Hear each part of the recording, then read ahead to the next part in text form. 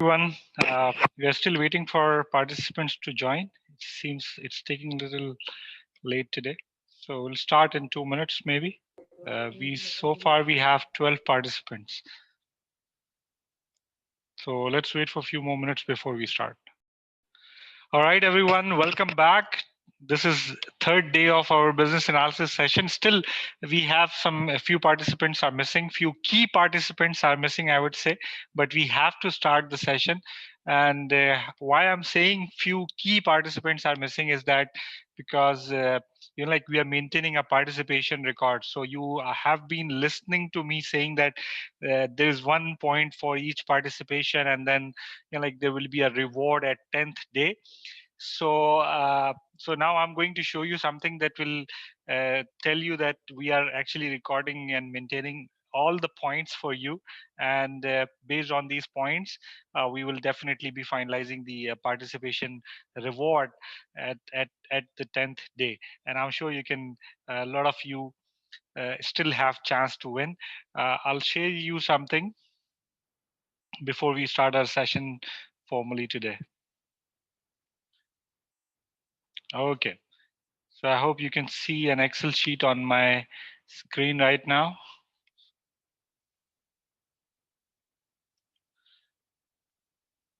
So here you see we have a complete list of points that has been rewarded, including 10 points and 5 points, like the participation in quiz points. So yes, we are maintaining it, and right now, like top 5 are on your screen: Hassan, Kashif, Arif, Muzaffar, and Asra Nadeem. Best of luck, I would say. It's tough competition. Top 3 are very nearby, and I'm sure like a lot of you will participate today to come to that list as well. But remember, the surprise reward is only for the best participant.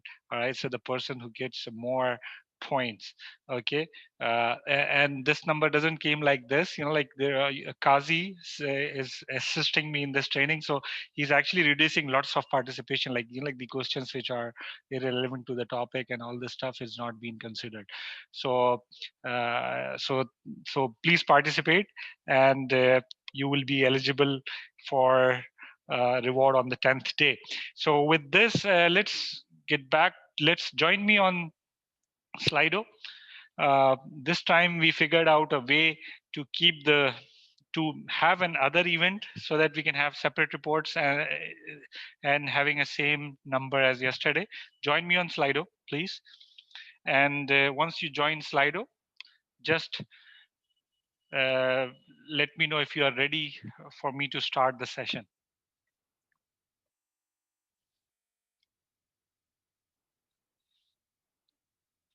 Walaikum salam. All right, I have 3 anonymous feedbacks right now. You can see it on your screen.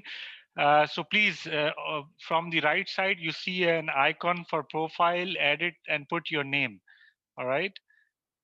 Muzaffar, thank you very much. Just put your name to the profile so that we can know that, so that you don't miss the participation award. Okay.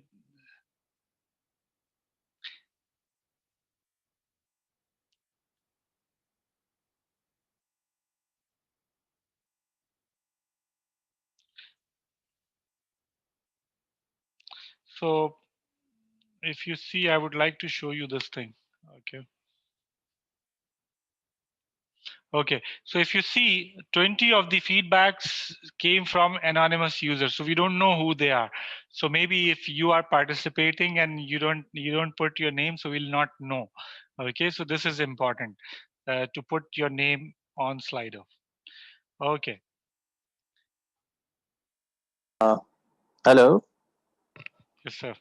Hi, Abubakar. This is Shiraz, Yes, and Shiraz. actually, I joined today, and I don't know about Slido. Can you please let me know from where should I join? Yeah, sure, Shiraz. Just can you see my screen? So you will see on the left side it says slido.com. Yes. Okay, just go to this website, and you will see a field to join. Just write this number and press join. Okay, Okay. just hold on. Once you join, on the right side, you will see a profile picture. Click this, edit, and then put your name. This is important. And send me message with your name so that I should know that you have joined. Okay, okay, sure. Walaikum salam, Saqib You Saab. please Thank you very continue. much. Thank you. Thank you, Walaikum salam, Sayyid Moni Saab. Thank you very much. Thank you, Adnan Saab. Thanks for joining us today.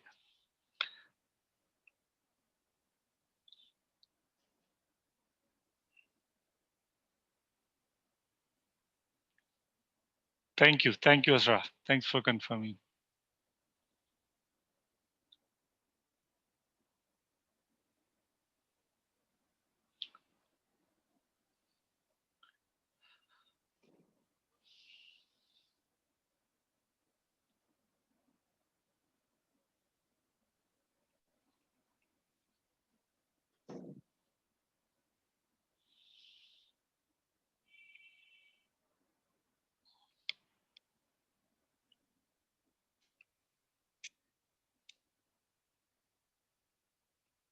All right, so we will start now. Shiraz, once you join, just write something on Slido so we'll know that you have joined. I think most of you are ready. We got 12 confirmations, so thank you very much.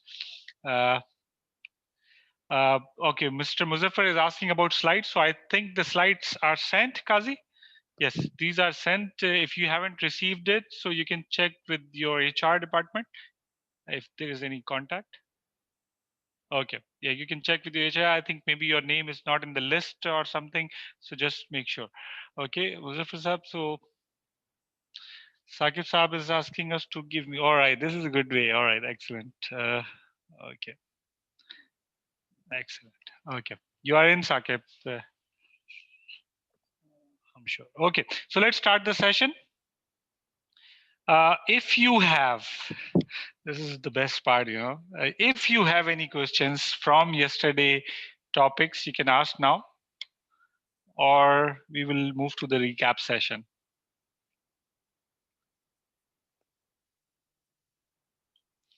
Do you have any questions from yesterday's session, or we are good to go?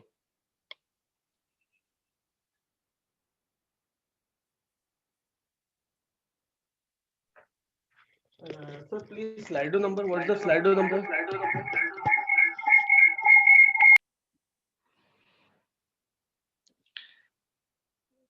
This is the Slido number. If anybody is still not able to join Slido, it's very simple. Go to slido.com.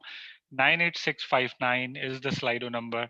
Join and just write your name so that we know that you have joined. Make sure to change the profile and put your name so that you don't miss the participation award. 659. Participation award is only for the best, only for the person who have participated most. Okay, and there will be like surprise rounds will be coming as soon as we go near to the completion of the course. Okay, so I'm considering everybody is joined on Slido. If you have any problem joining in Slido, please let me know right now so we can start the session.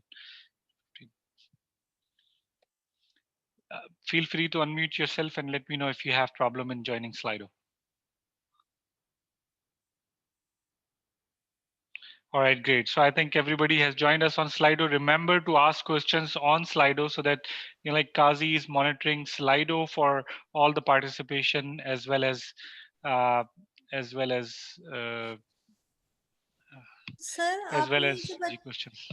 Ji Please. आपने ये अपना नाम edit करने के लिए जो कहा है तो वो आपने ये कहा है कि अपने राइट हैंड पे ये जो आइकन बना हुआ है इसमें हम अपनी एडिट माय प्रोफाइल पे जाएं और पूरी प्रोफाइल बना के सेव कर दें।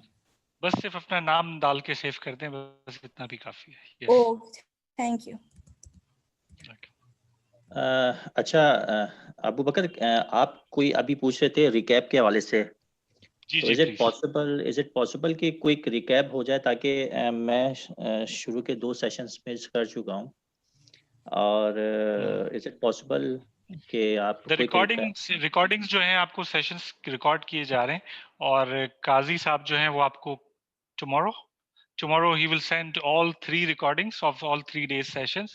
So आप उसको Okay. take up कर लें. उसमें कहीं पर आपको confusion है, you can contact Qazi, so we can definitely, like maybe we can have this session. But like the session is planned for a very specific time limit. So we will definitely do a recap, but it's a hands-on recap that we will do. So you will learn the recap right away in next few minutes. Is it okay? Is it Sir, okay? I am Yes, yes. unable to. Sir, I am unable to edit my profile. I have already given Hassan Raza Khan previously, but now it's showing yes, sir. Okay. Uh, if you were in our physical class, we would have enjoyed this thing. Trust me. Uh, so it's okay. Let's keep it yes, sir, and I will change it later. No problem. I'll do it. Great. Shiraz is in. Great. Thank you very much, Shiraz, for joining us on Slido. Okay, I got a question from Arif Raza. You got a point for that. Thanks for asking this question. His question is business and stakeholder requirements. Aren't they redundant? Like, is it same thing? This is his question. Now, as part of the recap session, let's see who can answer this question. So I will say, I will ask Hassan Raza Khan because he's the most, at the moment, he's on the top points in terms of participation. So please, Hassan, can you answer this question, Sayyid Arif Raza, which is business and stakeholder requirements, aren't they redundant? He's saying, is this redundant stakeholder and business requirement or not? And if not, why it's not? Hassan. What do you mean by redundant, sir? Okay, so Hassan, Arif is asking a question. He's saying that business needs or business requirements and the stakeholder requirements are redundant, means same thing. Stakeholders and business. No. Stakeholder Different. requirement. Yeah, different. हाँ, okay. अब आप इसको जरा define करें कि क्यों difference क्या है इसमें, क्यों डिफरेंट है? देखिए stakeholders requirement may be anything, means whatever he want to perform the functionality as per his need, he may ask you to build that, to develop or to build that functionality according to his need. But the business requirement is according to the business rule that is followed by prudential regulation, as well as the process and the process flow chart diagram, that these steps should be performed to execute a certain functionality or certain product will work like this according to the rules and the definition which has already been given by the prudential regulations. And stakeholder requirement may be anything. Okay. Actually he wanted to use the system according to his need and convenience. So it may be a real requirement as well, or it may be a raw requirement as well. You need to filter it as per your analysis. Okay. I think. Thank you, Hassan. Boss, can I Yes. add it on Please. and Please. add on something in this? Please. Acha.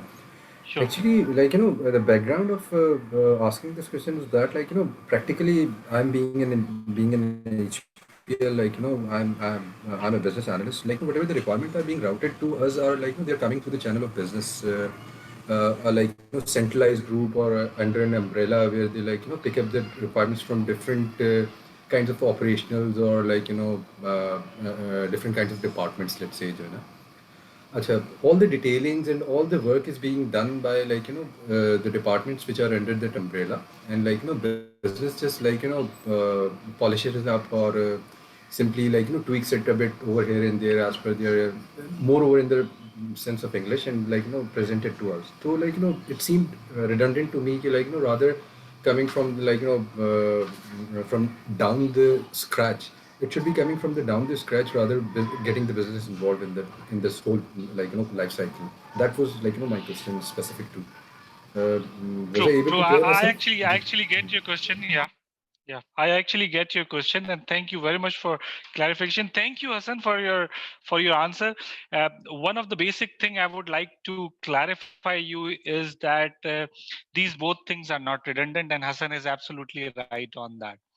But I also got a question on the same thing from Muzaffar. Is that uh, is that Actually, it's the uh, answer of your question. Exactly. So they're saying it's like stakeholder or wish list. BR is an actual requirement. So that's so. I would also like to answer that this is not the case actually. No. So wish list could be business requirement as well. Like for example, I would say that my business requirement is to increase the business by 100%. Okay, this is my business requirement. This could be wish list too as well. So the business analyst. So every business need. We will discuss this in detail in strategic analysis that every business need, every goal should be uh, should be specific. Okay, there is a rule called SMART rule. We will discuss it. I'm sure you might already heard this one.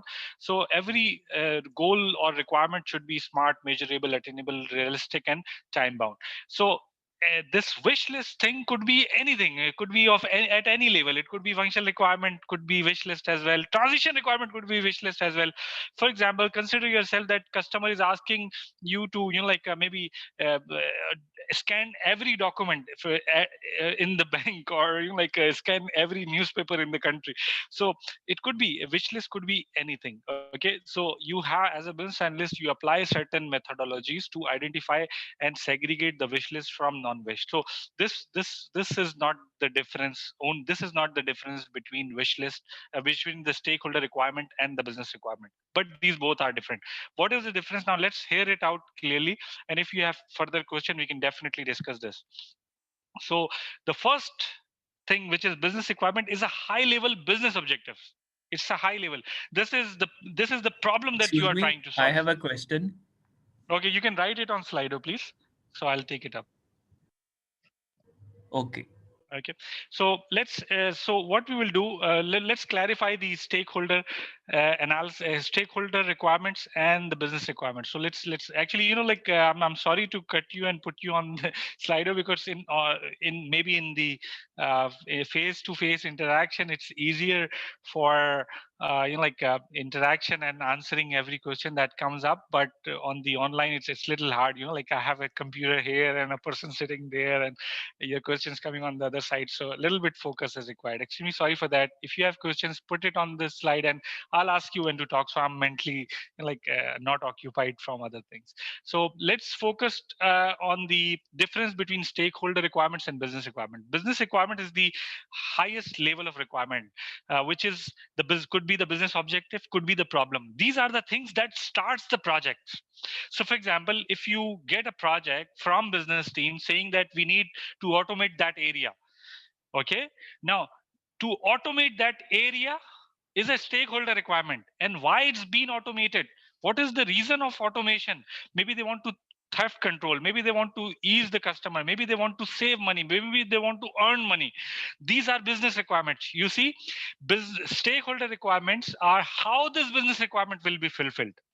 Okay, and then after the stakeholder requirement, you get the solution requirement. So for example, if my company's problem is, my employees are unsatisfied because it takes too long to generate the pay slips, get the information, apply for leaves. Okay, if this is the business problem, employee dissatisfaction, and these are the root causes, then the stakeholder requirement could be develop an automated ESS. Okay, and then the functional requirement would be that in ESS, like it should be one touch service, or it should be touch based, and it should be this fields and that field and that, and then non-functional requirement. So I'm sure it's now clear that business requirement is the highest level business objectives, highest level business need, highest level root causes, highest level of problems that you are trying to solve. And how it will be solved on a higher level? Like, is it a process improvement? Is it is it a computer program? Could be a stakeholder requirement. So is it clear now, this specific question that I think Arif has asked me? Arif, if it is clear, you can just write it on Slido. Yeah, Yes, okay, thank you very absolutely much. correct. Now we'll take another question. Thank you. Thank you very much. Now I'll take another question. Stakeholders can be anyone who's part of the project, not necessarily business. Is it for today? Okay, yes, exactly. Yes. See, you have to choose carefully in stakeholders. Today, we are going to discuss stakeholder analysis in detail, and you will further understand that adding more people will increase your time. I think you are the one who will be doing the yesterday mentioned that it will take time to onboard the so versatile list of stakeholders. So it's actually a pick and choose. If you don't choose, you will lose something, and if you choose, you have to increase the thing. So you have to carefully do it, and we'll do it today. We'll learn the stakeholder analysis, so you will get more answers to this one. Farooq is asking a question: how can we easily find the responsibility of project failure or any person like project manager or developer or business analyst? All right, that's hard thing actually. It's called, there is something called root cause analysis. We will be discussing this in strategic analysis scenario, and then you will know how to reach to the level to find out that who's responsible for project failure. It's not that easy. So if you are thinking about how can we easily find, so probably that will not be easy, but there is a way to find it. Okay, not only project failures but anything. If you have a business problem, how to find the root cause? So there is a way, and there is a scientific way as well as there is methodological way. Business analysis tells you about the methodological way, whereas I will also tell you some scientific way of doing it. Okay, the way that I used to even turn around, like companies that were in losses for years, and like in 6 months or 1 year they just turn around and now they are making 100 times more than what they were making before. So these are things are very easy. I'll explain. Okay. Okay, great. Then Asra Nadeem have a question. Business requirements are high-level requirements, the ultimate objective. Absolutely right. Absolutely right. Whereas stakeholder requirements tell us how they want solution. Beautiful. Yes, this is exactly the difference. Transition requirements can be entertained in transition from current state to desired state. Yes. Yes, this could be. See, if you are there is a difference. If you are saying that current state and desired state, the difference between them could be gap, could be functional requirement, could be non-functional requirement, could be stakeholder requirement, and then also transition requirement. So there will be different types of requirements coming in analyzing current and future state. The difference between them, which we call it gap analysis, and during gap analysis you will find all those 4 or 5 different types of requirements. Then Asra Nadeem, so whenever we are receiving requirements from business, is any ongoing process system, it will be considered a stakeholder requirement. Yes, of course. That's the reason that you should look for the business requirement. Why is this change necessary? So we get a requirement that this change, okay, this change is important. Why this change is important? How is it fixing the business? Which business issues it's going to fix? We will learn this in detail in strategic analysis, but trust me, anything that doesn't have a business value, I'm giving you very clear words on this. Anything that is not generating any business value, that is not helping a business value, it doesn't worth doing it. So I'm sure whatever projects you get, it's there. The only thing is you have to get from them so that you can respond. Shiraz is asking a question: how to convince business to segregate their requirements into functional and non-functional in order to prioritize requirement? That's not their actually their ball game. Actually, you have to understand, you have to analyze and find the details. We will discuss this: how to convince business. So there are two different part of your question, Shiraz. First part is how to convince a business, and second part is how to segregate the requirements into non-functional and functional requirements. So these are two different things for me. Uh, for the first part, how to convince your requirement, we will discuss this in elicitation in detail. That there are ways to uh, to put things on people so that they will be forced to understand without you forcing them. It's a process that will force them. We'll discuss this in detail in elicitation. And how to segregate the requirement, this is the type of requirement, when this will also come in the elicitation. So you'll get all these two answers in elicitation. Just note down your question and we'll get you answer in elicitation. FS does Hassan have a question? FS does only covers the gaps, or we may also capture complete functionality? Okay, it depends on you. There is no international standard for drafting the functional specification or DS or anything. It's your own document, how you want it. This is also we are going to learn in this session, that the formats are just to support your methodology that you have created. Okay, so it depends how you want it. I'll share some things with you, the minutes of the meeting that we have, the functional specification design, so you can learn from them, but it depends on how you want it. But remember one thing: the more detail you put to anything, the more time consuming and the more process of maintaining it comes together. So it's again give and take. Okay, so we'll discuss this in detail in elicitation. later. Okay, now I think the Yes, sir. we have a lot of question and I've answered. Yes, please, But if you sir, have a question, you can write on Slido so I can take up. okay. Thank you very much. Just write on Slido, I'll take up. Thank you. Thank you. Okay, so I think I have already answered a lot of questions that I have planned for recap session.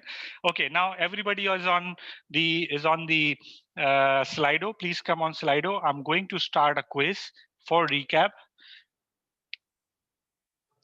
Okay, just join me on the quiz. Put your name. Farooq Salim have joined. Thank you. Muhammad Adnan, Sayyid Asif, Asra, Muhammad Adnan, Farooq. Great. Shiraz, Sayyid Monis Ali. All right, we have 10 participants so far.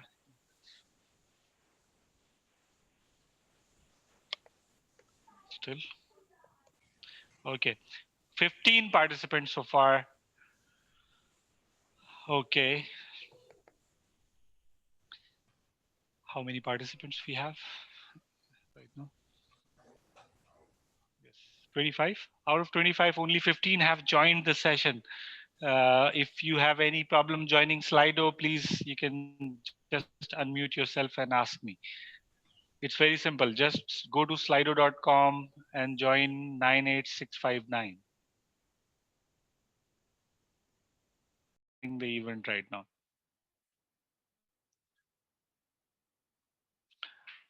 Okay, so the number matches yesterday. So we'll start the small quiz. 20 points. Can you imagine? See, 20 points for the winner and 10 points for the four runner-up. All right. The first question I will keep it open for the time bound. There will be no time bound. I'll move it according to when we have the right numbers, like 16 people. But the next questions will be time bound to 20 seconds. Okay. Uh, okay. 20 seconds still. I think it's too high for searching on Google. Maybe. All right. So we will see. We might need to reduce it later on. But let's keep it. Okay. So I'm starting the quiz now.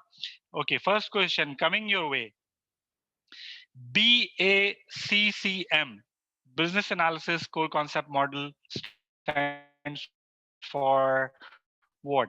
Now, this you have to answer this question.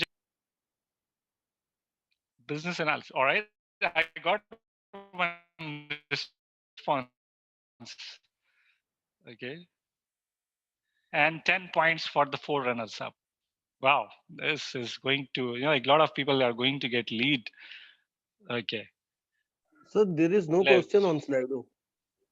I'm getting responses, so maybe you just have to join the. Maybe you didn't join the quiz. It's okay. Try to join the quiz if you can.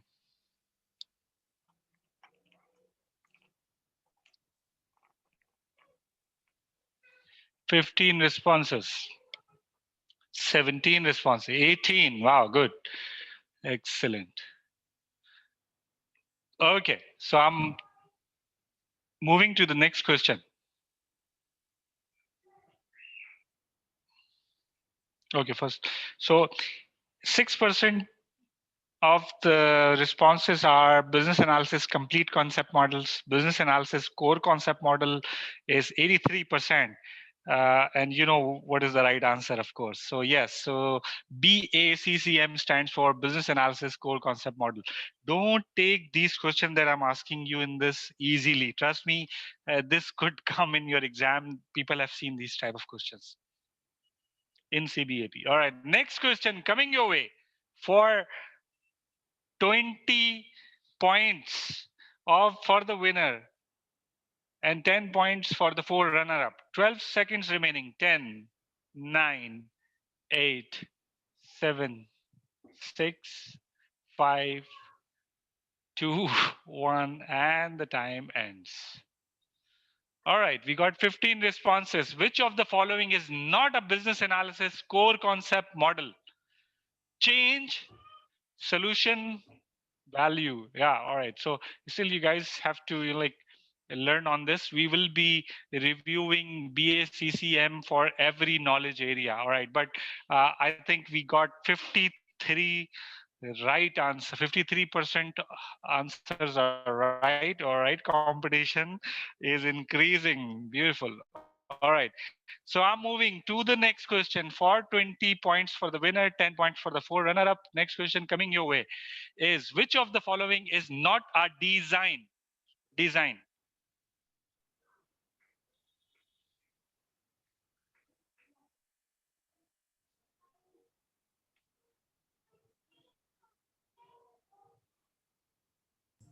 Voting is closed for this question already.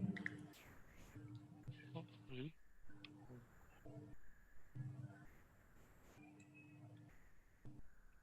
Okay. Now you can do it. I'm sorry, I maybe pressed it double time.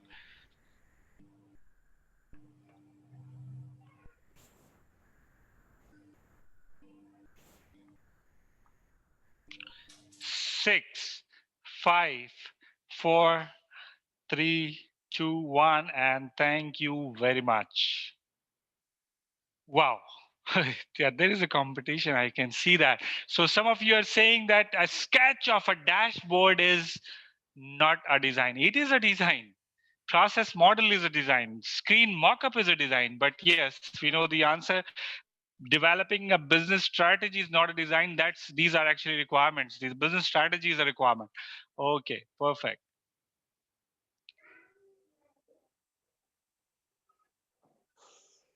Okay, that's the right answer. Next question coming your way. 20 seconds. Major difference between project scope and solution scope is the amount of activities involved in the project. True or false?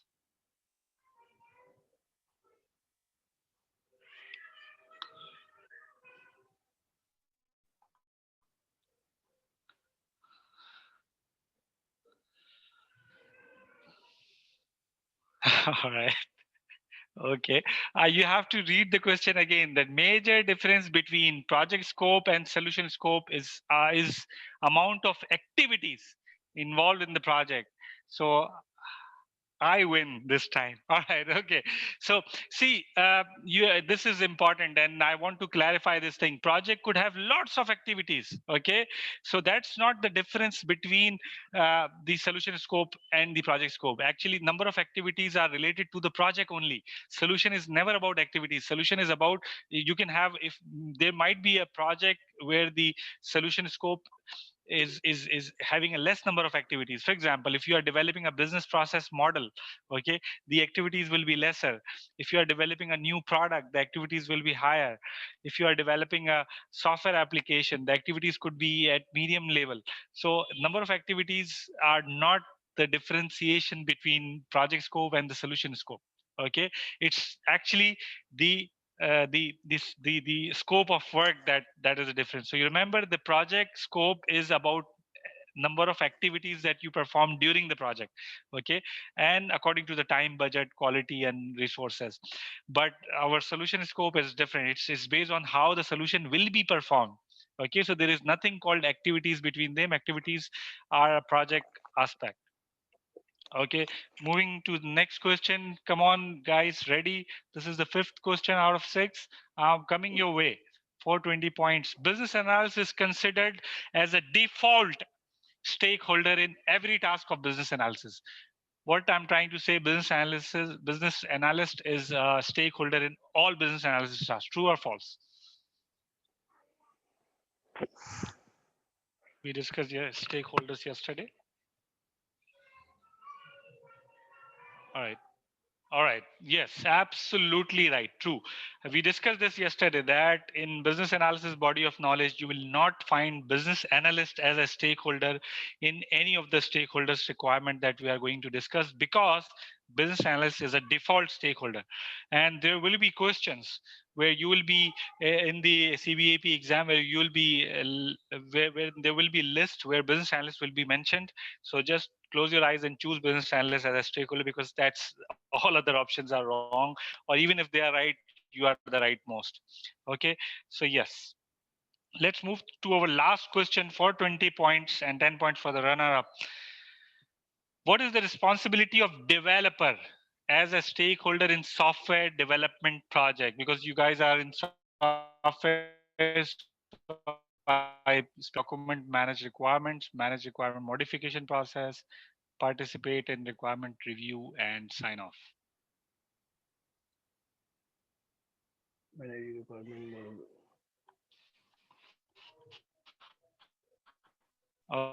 Okay.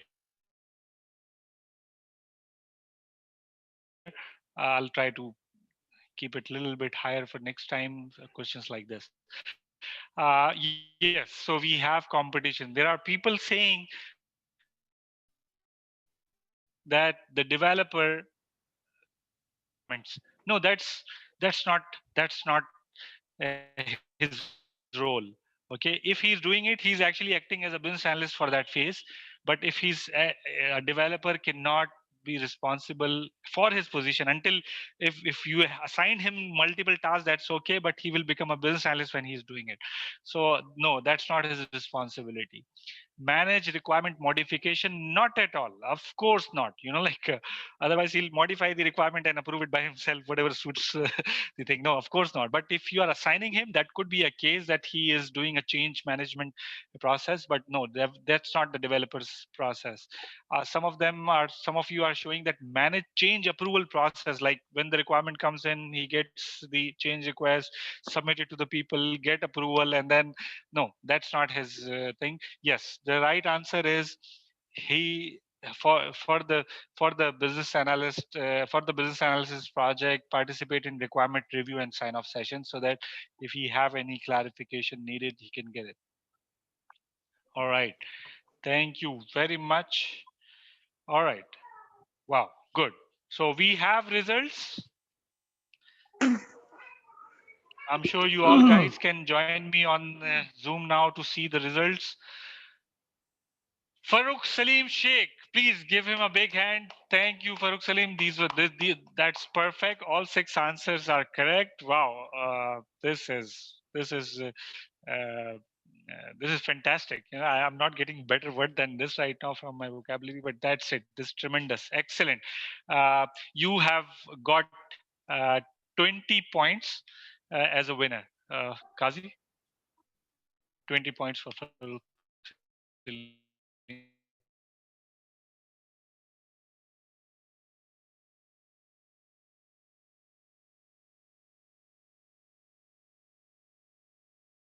Who answered 5 questions, and Asra Nadeem and Mohammad Adnan, who answered 4 right questions. Okay, excellent,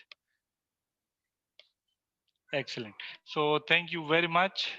Hardest question for this quiz was the major difference between project scope and solution scope is the amount of activities involved, because that's where most of the people were not able to rightly answer, and I have clarified it.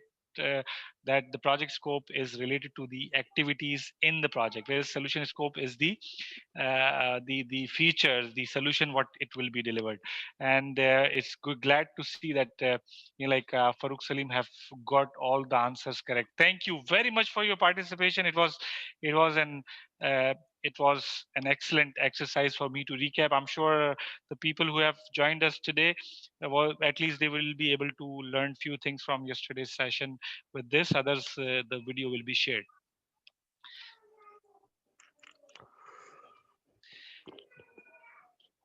Okay. Okay. There are some people waiting. Participants. Can you let the people in? Some of them are waiting.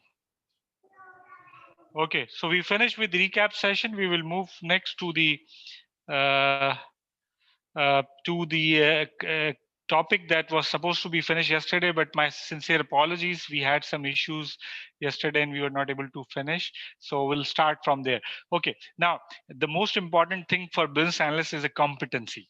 Okay, every profession have its different set of competency. So what is the right competencies as per business analysis body of knowledge? And I agree to each one of them. Okay, what are the different competencies that a business analyst should have? So if you are a business analyst, you have to rate yourself on all the competencies that we are going to discuss as to find out that are you a good business analyst or not. If you are not a business analyst and you are thinking about becoming one, heads up for you that like you have to have these kind of competencies in terms of like becoming a good business analyst. Okay.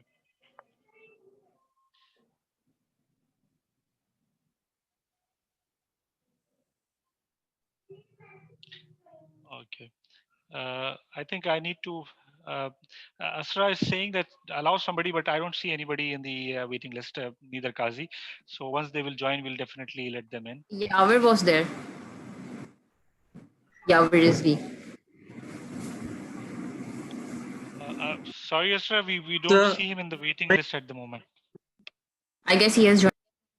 All right. Thank you very much. Thank you. Okay, so what are the competencies that are required? Let me ask you this question first, okay? So answer me, what competency do you think that a business analyst should have? Competencies, the skills, let's say in easy words.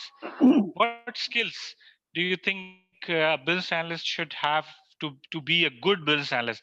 Based on our discussion so far and based on your, Farooq Salim Sheikh, communication is the key, I would say. Communications, absolutely right, Farooq. Communication is the key. Relationship. Yeah, you have to join us on Slido so that you can answer. Ask as many questions as you can. Wow, this is good. Okay, so we call this competency, yeah, requirement elicitation and some domain expertise. Yes, domain expertise, absolutely right. And yes, the techniques, not the requirement elicitation itself, but the techniques also. The techniques which are better than the one that we are already doing. Time management, yes. Understanding of a problem, which, yeah, true. Problem solving skills, yes. Adnan Sheikh, object oriented analysis, end user support, business process reengineering. Yeah, yes, of course, but these are still specific on a little bit higher level, but yes, requirement elicitation techniques, absolutely. Relationship. Hassan, this is the winning answer. Relationship. So relationship, if you meant relationship with the other people, like we call it rapport building. Yes, this is very important, and that's where like a lot of business analysts lack. Business analysts fail in the right type of getting the right requirements based because of relationship as well. This is absolutely right. We will learn that how to develop repo and all these things. This is not the core of our training session, but we'll be discussing some case studies that will help you. Relationship, then after that, we have change management. Yes, absolutely right. Yes, he should at least know that what is the change management process and how the change should impact, because change is the first BACCM, business analysis core concept model. Yes, analysis skills. Yes, analytical capabilities. Absolutely right. Domain knowledge. I agree. Analytical thinking, requirement gathering techniques. Yes, collaboration. Wow. Collaboration is a very big word, Saqib, and thank you for this word. This is, we will be spending a larger amount of time discussing collaboration. Collaboration is more than synergy. You know synergy? You might heard about synergy, right? Synergy is means when one person is doing, he is producing like 100 units, for example. Okay, not the production, 100 unit of work. So synergy means when both of them are working together, they will produce 200 plus, not 200. If they are working to separately, 100 plus 100, 200. But if they work together, their output production will be 200 plus. This is called synergy. Collaboration is even ahead of it. We will discuss this in detail. Okay, yes, absolutely. Rational thinking. Absolutely right. Rational thinking helps you focus on the area. Business knowledge, again, business and domain knowledge. Stakeholder identification is still one of the specific tasks, but yes, knowledge of business structure. Yes, business knowledge and organization knowledge. I agree, Faizan. Thank you very much for all your answers. Thank you. Thank you. It's perfect. So let's see what business analysis, BOK, identify as a competency. So business analysis, according to IIBA body of knowledge, and I totally agree on this. It's like there's nothing above or beyond this, and this is good, excellent. So these are there are 6 different areas of competency that a business analyst should have. Okay, and these are not specific to business analyst. Also, I would say even the project manager have all this as well. If you have these skills, you can do any work better than anybody in the organization. So the first, there are 6 groups. We'll discuss each group in detail. One of the group is analytical thinking and problem solving. I think a lot of you already mentioned this. Now we'll discuss this. What is it? And there will be a small exercise, not today, in the later classes, which will help you in increasing your analytical thinking and problem solving skill. I think we have already done one exercise yesterday about the engineer. That was also analytical thinking and problem solving exercise. Just let me know on the Slido if some of you have really tried finding what is the solution and actually find what is the right solution for that engineer job. Who is the engineer? Good. I see few people have already tried. Thank you. Excellent. Okay. Now, the next group is the behavioral skills. This is one of the most trickiest part of the business analyst. Trust me. And this is where lots of we as a human are having problems in developing the behavioral characteristic. We'll discuss this in detail.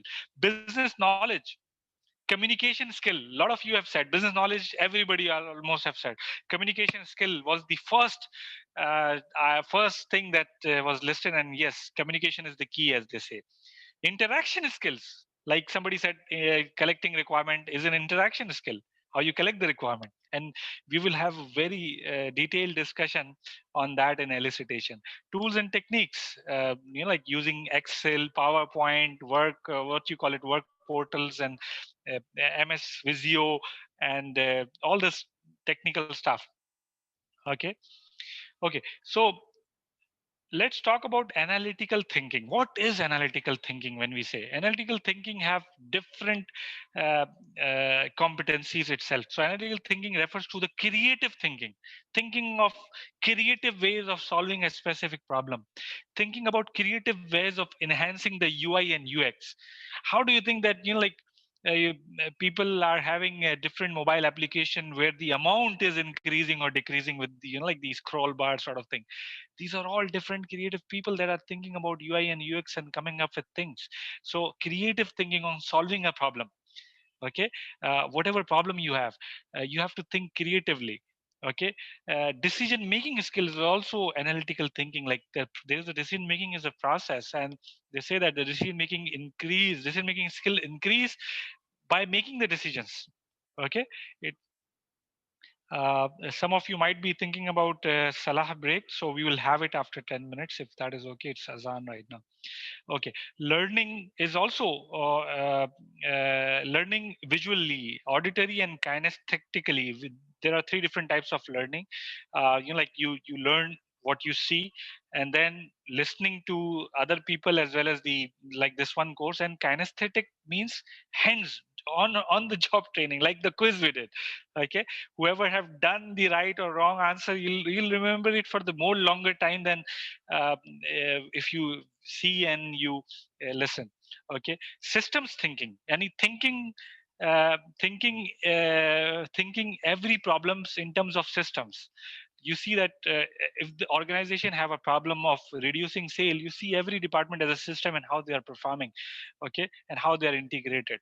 Conceptual thinking, visionary thinking, where you see your organization in next 10 years. This is more important for the top executives. Conceptual thinking, and like designing the organization goals and objectives and all this thing. Visual thinking, like like we always think in the mind, but the hardest mechanism of thinking is on the paper. All right. Okay, talking about thinking. Okay, talking about thinking. Okay, I usually don't discuss this in the shorter sessions like the one we are doing, but I would like to have it because your participation and your knowledge and your interest on business analysis is so deep that I would like to share this thing with you. Okay, so let's talk about thinking. Thinking is the hardest discipline of all. Can you imagine? There is nothing more hard in this world than thinking. They say that there are few people who think they think, then there are few people who actually thinks, and then there are people who rather die than think. Okay, thinking is hard as think. Okay, now let's think. Let's think that when you had a problem in your life and you really thought about it, you spent maybe an hour just thinking about it. We are so bombarded with the information, visuals, discussion, that we have forget about thinking. And that's the hardest discipline of all. Trust me, if you are good in thinking, there is nothing can stop you in any field. There are different ways of thinking. Let me just give you some hints, and you can go on internet and find how to improve your thinking skills. Every successful person in this world is a good thinker. Is a good thinker. May not be good worker, may not be good scientist, may not be good developer, but a good thinker. So first of all, the first step to think is spare time for thinking. Whenever you faced with any business problem, work problem, personal problem, family problem, any problem, spend time to think on it. This is number one. And then just not think in your mind. Think on paper. Think on paper. It's very, it's a scientifically proven process. When you think on paper, your mind and hand creates a synergy. Remember, 1 plus 1 not equals to 2. 1 plus 1 is more than 2. So that's what comes when you think on paper. When you are thinking about a problem, just write the problem, write everything about the problem. What is the problem, where it is coming from? When you write, your mind and hand makes a synergy that you will find a solution while writing that you will not be able to find it in any way possible. So first, spend time on thinking. Second, think on paper. Third, there is a process called solitation, if you heard about, that helps you increasing your uh, thinking process. So start with 1 hour a week.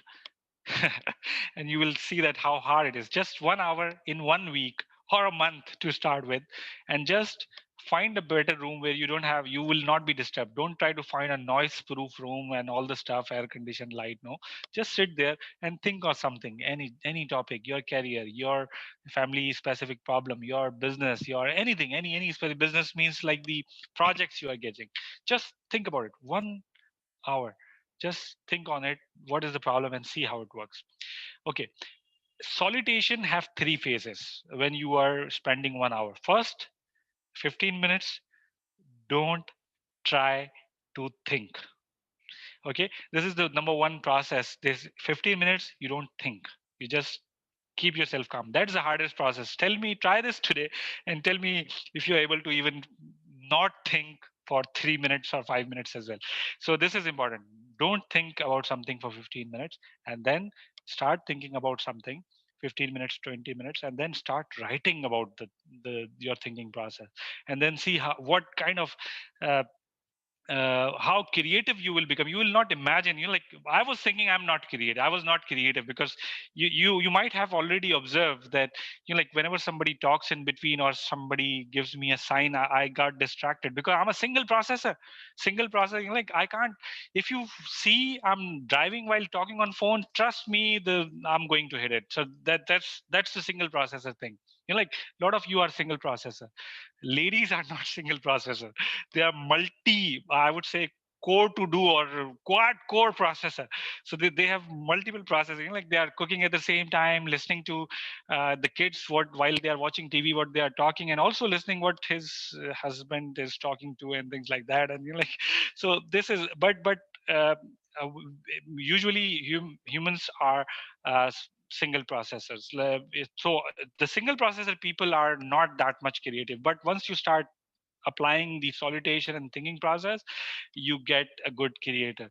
Okay, so I just I usually don't discuss this in every business analysis session, but you really earned it, and I'm sure it was useful for you. I'm going to have a break now. It's 16:33. Okay, and we will join again at 16:43. Okay.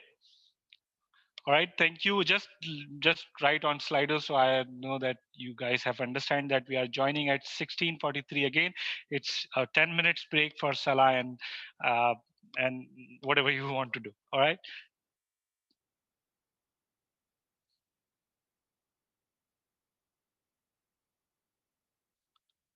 Thank you. Thank you very much. Going to start the session. Just let me know on Slido if you are ready. I need few years before I start. All right, great. Thank you, Azhar. Thank you, Mr. Ali. Thank you, Adnan. Hello, Abu Bakr. Thank you, Farooq. Yes, sir. Please allow Miss Arsa Nadeem to connect. I don't see anybody in the waiting list at the moment. Maybe Uh, maybe we have already accepted. Okay. Thank you. Thank you, Satken. Thank you, Kashif. We are going to start. Okay. Before we went on break, I had a question. Uh, I had a question. Yes, exactly. Exactly. We have question from Sayyid Arif Raza. Can we produce these skills as it comes with the human nature? Probably this is related to all the competencies list that we discussed. Yes, and I would like to highlight that like every skill can be developed even if it's part of the nature. There are lots of things uh, that are part of our nature when we are born. But we somehow lose those skills as we grow up because of different reasons, or because of how we were grown up, like parenting, schooling, friends, family, things like that. A lot of things uh, impact on us, and when we reach, like, nobody is a bad person when they were born. Everybody is good, right? So we learn those skills, and we lose sight of, because we lose the right skills. So every skill that you feel you can develop. Okay, if you don't have it, like if you're a shy person, like a communication skill is your problem, that can be solved. And there is very easy way to develop any new skill or habit. So developing a skill means you practice a certain skill to develop your skills. Like, for example, let's say decision making skills. Make decisions. Let's make wrong decision. It doesn't matter. But when you make decision, you make wrong decisions, you learn from them, and you don't stop making decisions. What happens when we are small kids in school, family? We make wrong decisions, and we bombarded with lots of criticism, so we stop doing it. Same thing. If you are not good in writing, start writing. Practice. They say that it's very easy to develop a habit is a skill. Good skills are also part of the habit. When you want to do something, so they say that if you practice anything for 40 days, you become it becomes your habit. And then once it becomes your habit, you keep on applying it and keep on practicing it, so it becomes part of your nature. Like, for example, communication becomes part of your nature. Understanding people becomes part of your nature. Let me give you my example. I was not good in like a lot of things, actually. So I was not good in listening to people. That was one of the biggest problem in. Okay, but when you start practicing that, and I'm sure a lot of people might have this problem. uh, so when you start doing it and you continuously do that, then you will find your inner self telling you to listen always, because it's in your practice and you know the importance of listening. So even you are talking to somebody and you will hear your inner self so loud that you will not hear anything else, then listen to this, listen to him what he's saying, listen. So but you have to practice. So this everything you can everything you can every skill you can develop. Okay. uh, Okay, there is one more aspect. There are few skills that you will not be able to develop, maybe because of the bad habits that you have. Hassan, you might need to off your camera.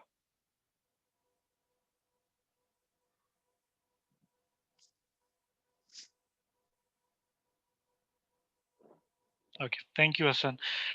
So there might be few skills that we already discussed or we are going to discuss that could not be developed very easily because we are being forced by the environment, family, whatever, schooling, friends, not to do that. Okay, and these are right skills, and but we are not. And even the harder you try, you can't do it. For example, consider me. Like I said, I'm a single processor. I'm sure some of you might be converted to multi, dual core, and even quad core processors as well. Like you can do you can his requirements, whether on laptop or tablet, right? This is basic thing a business analyst should have. I never had this. I didn't have it even now. So, for example, there were times when tablets and all these things were not there. Voice recording was not so easy.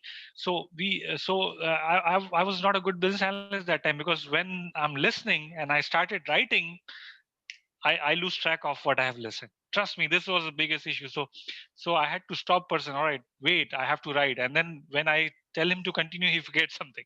So this is very important skill of listening and writing. I didn't had it. I tried a lot. I don't know why, maybe it's some problem, but I never had this. So what I did, I find a workaround or a substitute to support me on that because I'm single processor. I tried a lot. I was never able to succeed. So what I did, before the voice recording was easy, I started keeping a person with me who was writing for me while I'm listening. Okay, so it's called scribe. And then later on, once the audio USB sort of thing started coming, I was recording the audio with the permission of people. This really helped a lot. It actually increased my time to double because I have to go back, listen, and then write. So, but it really helped a lot. So this is one of the way of substituting is also one of the ways. So if you can't develop a skill, find a substitute. For example, when I joined in the business community, like I became entrepreneur, the biggest issue for me was to uh, understand people. Like there are people who see someone and say, all right, he have these good things and these bad things. This is important in hiring, this is important in firing, this is important in vendor relations, customer, that what is this kind of person now. And I really suffer in this area. It's not my thing. I really tried reading books, practice, but it doesn't come handy for me. So what I did, I hired people to support me on this. So when I'm taking an interview and I want to understand the body language of that person, what is he saying, right, wrong, things like that. Because I can't do it, so somebody join me and tell me what I need to know. Okay, so this is important. There are two ways to develop a skill. Develop it by yourself, but if it is not coming, you tried very hard, substitute it. I hope it's clear now. Okay. We have spent a lot of time on competencies. Let's move forward. There are behavioral skills as well, like ethics, fairness, consideration, morale. These are all ethical skills or competencies that you should have. Business analyst should be, and any human being should be fair, considerable, and moral. Positive moral should be there. But it is more important for business analysts because we are working on a solution, and solution comes from different people's requirements. And if we are not ethically fair, probably we are going to have wrong requirements and enemy all across the board. So this will be problem. Personal accountability, it means nobody should ask you to do it. You should be self-accountable to do it on time. Trustworthy people, especially the stakeholders, should trust you that you will not expose them on something. You will not exploit anything that could be a problem. You will maintain your confidentiality. Okay. Okay, so this is important. Time management, somebody said, yes, important thing. Prioritize that which activities are more important than others, and then prioritizing them. Adaptability, like you have to change. You should be adaptable. Like you should not go to every stakeholder and for every project in every department with the same approach. You have to see what is needed for this specific project and adopt your behavioral skills according to that. If you're working with a very, like the worker level, label level things, then you have to change your behavioral approach to suit that. If you are working with top executives, you have to change your behavior to suit that. Okay. Excuse me, Yes. Abu Bakr. There are two persons waiting to be joined. Kindly join them because they are waiting for Yes. from since 10 minutes, I think. Can you It's Miss please? Arsa. It's Yes, Miss Arsa and Saqib. yeah. Kazi, can you take care of this somehow? Because I'm not able to focus. Yeah. Maybe you can. Yeah. Yeah. Okay. Yeah, I'll let them in. My apologies for the delay. Let's move forward. Sure. Underlying competencies, business knowledge. A lot of you have said, a lot of you have talked about business knowledge. Okay, because it's not readable. A lot of you have already mentioned business knowledge as the competency. Yes, it is an important competency, but there are different part of the business knowledge as well. First of all, the business acumen. Like if you are in a business, you should learn the terminologies. You should learn learn the basic business practices. The major business principles, like what is right and wrong, and that's totally different for each type of business. If you are in banking, it's different. If you are in manufacturing, it's different. So you have to learn. Like for example, you can't call a customer in a hospital, like if it's if a customer, you call him a patient. All right, that's a small thing. And I'll tell you a little funny story later on when we go to the elicitation. uh, and also, like for example, if you are in restaurant industry, you don't call branches. Like in banking, you call your branches, right? All across the country. But in restaurant field, they don't call them branches, they call them stores. It's totally different because they have something else called branches. So this is what called business acumen. Like you should know the right terminologies, talk to people in right, the practical, the basic business practices, where they are, like if you are bank, like having knowledge of the regulators, like what are the right regulator for what. Not only like you know about your bank, but you also know what's happening in the industry. Keep eye on it. When you are in a banking industry, irrespective of maybe you are in the HR domain, just subscribe yourself to banking industry news. Just read the highlights. Just see what's happening, what new technology coming in. This helps you develop a rapport with your colleague business analyst IT, as well as your different customers, your vendors. This helps because this is critical, this is important. Business is not only business knowledge of that domain, but what's happening, what's the market trend, what are the forces, what are the key drivers of that industry internationally and in your market. uh, then organization knowledge. What is your management structure? To whom you are reporting? He's reporting to who? How the other departments are structured?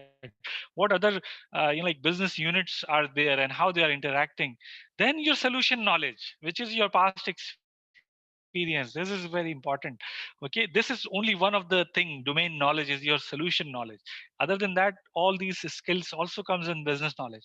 Methodology, like how the internal processes works, what comes next, what come before, prerequisites, all these things. Okay, what people call offense, what people call defense, like things like that.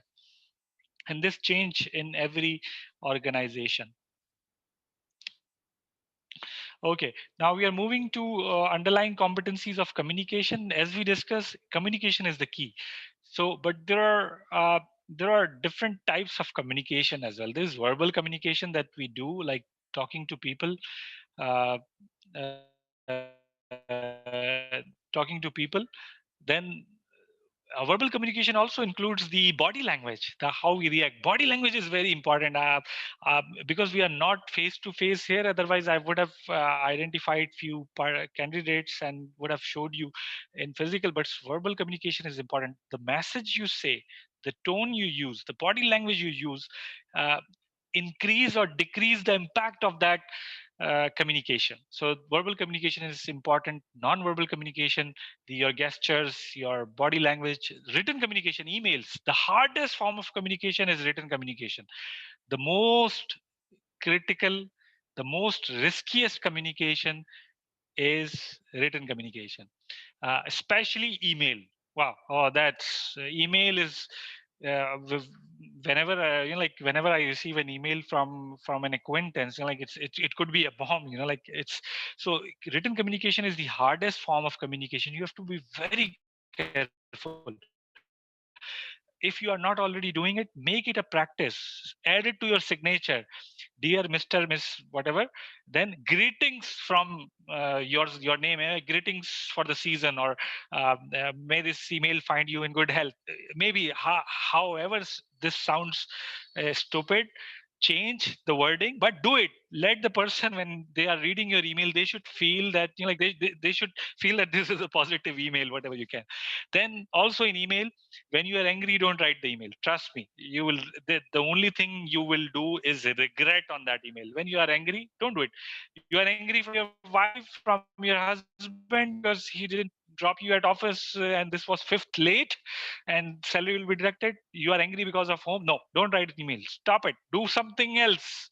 However, just wait. Calm down. Do something else and then come back. Don't write an email.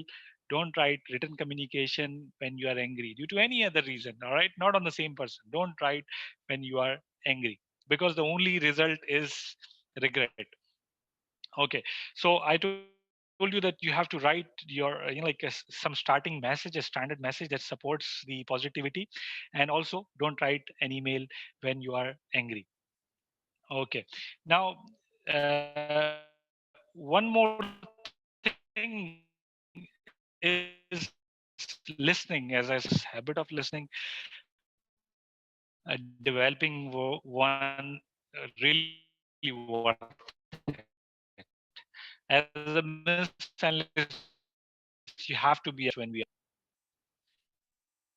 are listening. One of very important thing that I would like to highlight here for emails, because written communication is critical, and I would like to emphasize that try avoiding words that are that could put the other person in defense mode in anything, like because email written communications are so raw, like you it's there is no verbal thing, there is non-verbal, you are not showing as gestures. So for example, if I like anything, it could be two meant. It depends on the person who's listening, who's reading it. So if you are angry and you read something, it might tell you that this other person is toning or something.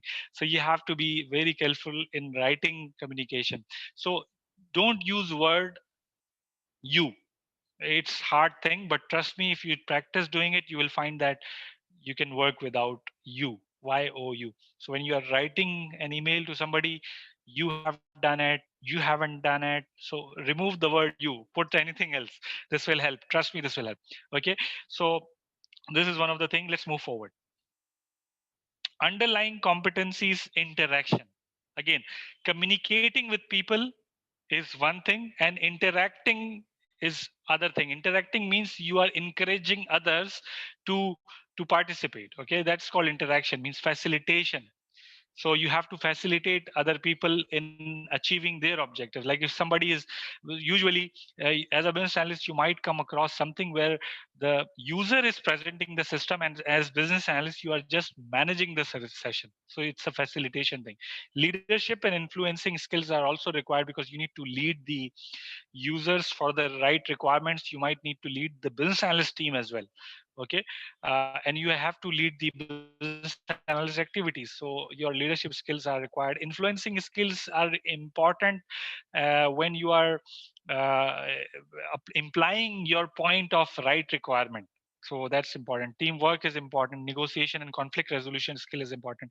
Uh, it's like books are written on these subjects, so we can't go in much deep detail. But you will learn the negotiation, few of the negotiation skills, especially related to requirement. We will learn in this session as well. Teaching, mentoring, and coaching is also important for business analysts, because you will be teaching the right solutions to user. You might be mentoring your own business analyst team, and you might be coaching the system when you are delivering it to the user. So this is important. Tools and technologies are very important for a business analyst. You can't a business analyst can't live without tools and technologies. I'm sure the one I mentioned in this presentations are not may not be 0.01%. Okay, so there are more tools for business analysts. So like Office productivity tool, MS Office, Project, Airwin, or any other thing related to ERD, entity relationship diagram, it's important. Business flow tools is important. Modeling modeling things are important. Communication tools and technology, including the like nowadays WhatsApp and all this stuff is important. Okay, now I want you to do an exercise at your own in your laptop, computer, whatever you are using. If you are using, if the person who are on mobile will probably have to do it in their heads. So what you want to do, whatever competency and skills we have discussed, I will go back to the slide one now for competency. Just rate yourself in 1 to 5 scale for each competency group. Okay, just rate yourself. Put your name, consider your name, and rate yourself on each competency group. Okay, this is how business analysts will be evaluated as well. If you are a business analyst head, or you become a business analyst head, or you are leading the business analyst team, how you will evaluate the performance of business analysts. This is one of the things that you have to evaluate them on these competencies, as well as we will discuss more at later stages. Okay, when we discuss the business analysis performance monitoring. Okay, so just rate yourself on these 6 areas. These 6 areas. Just rate yourself on these 6 areas. Analytical thinking, problem solving, 1 to 5. 5 is best, 1 is okay. Okay, there is nothing lower than okay. So 1 is okay, 5 is best. So choose your rank and just rank yourself on all of these skills. Okay, competencies, behavior, characteristic, knowledge. All right. Take few minutes and just let me know once you start finish. I don't want to see what's your rating, but it's for your own. It's for your own thing. So okay, we have a question here.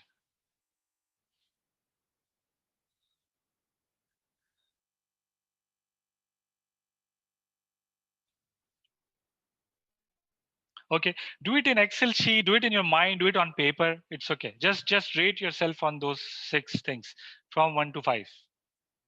Just write this competency and rate it.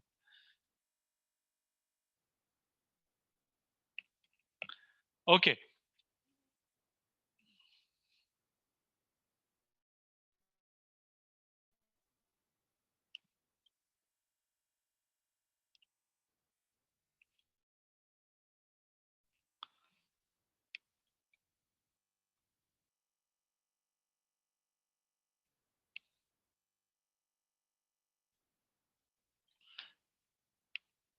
Just rate yourself. This is for your own understanding. Okay, just rate 1 to 5 for each competency. Just write on the paper: analytical thinking, problem solving, behavioral characteristics. We discuss ethical and all this stuff. Business knowledge wise, not the business knowledge of the domain you are in, but we discuss the 4 other things. So consider all this as a business knowledge. Rank yourself for your industry, then communication skills, then interaction, and then the tools and technologies required for your business. Just rank yourself uh, from 1 to 5 for your own understanding. Okay, great. Have you done it? Have you ranked yourself on all of this? All right, very good. I got a lot of answers as well. Thank you very much, Hassan. But it's not important to put it on the Slido. But yes, thank you, Azhar. Yes is enough. Great, excellent. So I think you guys have already done it. Now, what I want is, if you rank, if you are ranked in anything 3 or less, make a plan. This make your own plan, make your own improvement plan on that. And if you need my support, you can definitely ask. Okay. So make your plan, because Can a you good please, business analyst. sir, can you please share your email or your contact number so that we, Yeah, if we have any. Kazi will share with your Kazi will share with you the details. No worries. Thanks. Okay, Kazi. Thank you. So yes, now what you need, if you rank 3 or less, great. I think very few people will be on 3. Okay, no need to share. Just do it by for yourself. And if you rank anything where you are 3 or less, trust me, you need to invest time and money on that. Okay.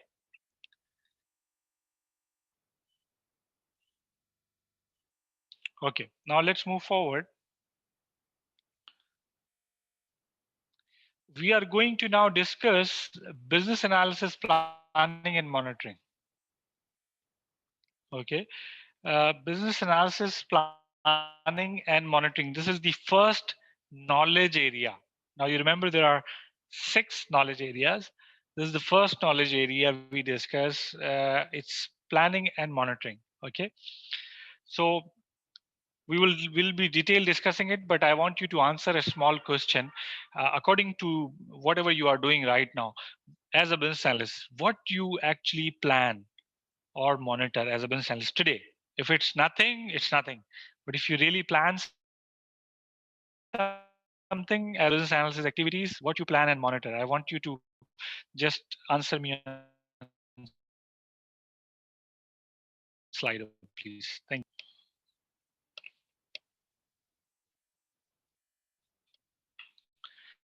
And product delivery. You plan the end product delivery, and okay, it might be timeline, right? Shahab, I think Shahab answered end product delivery, so it must be timeline.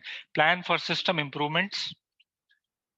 Okay, so what is, okay, solution delivery? Yes, so it will be a timeline probably. Is if it's a solution delivery, that's what you plan, right? Planning the delivery means the planning the timeline for the delivery, right? That's what you plan for. Okay, plan for better delivery by 3 months. So that's Yavar saying plan for better delivery by 3 months. Okay, let me rephrase my question.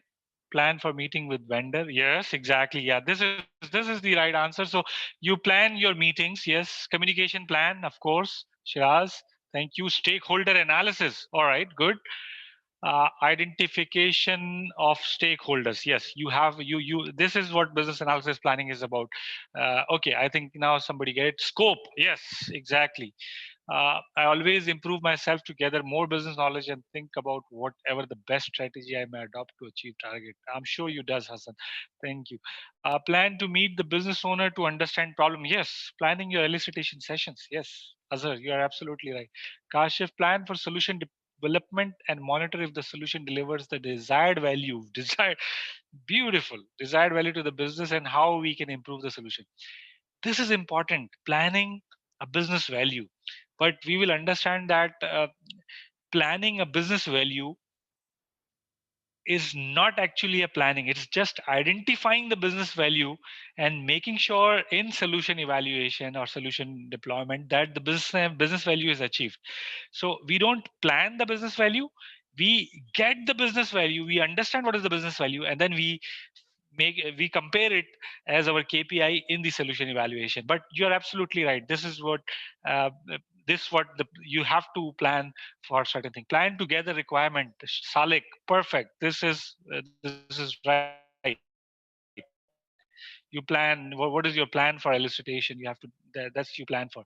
Anything else? Anyone would like to identify what they plan as a business analyst before they start the project? What are the planning things?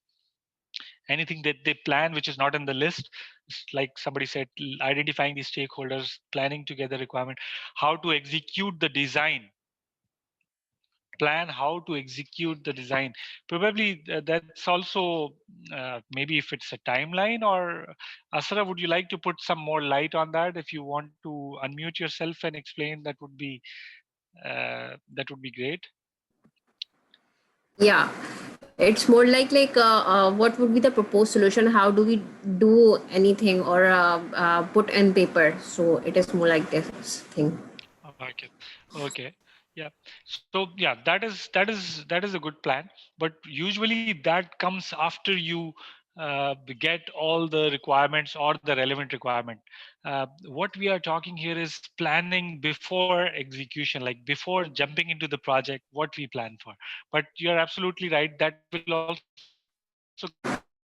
come in the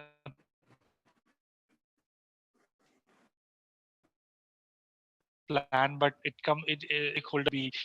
feasibility study could be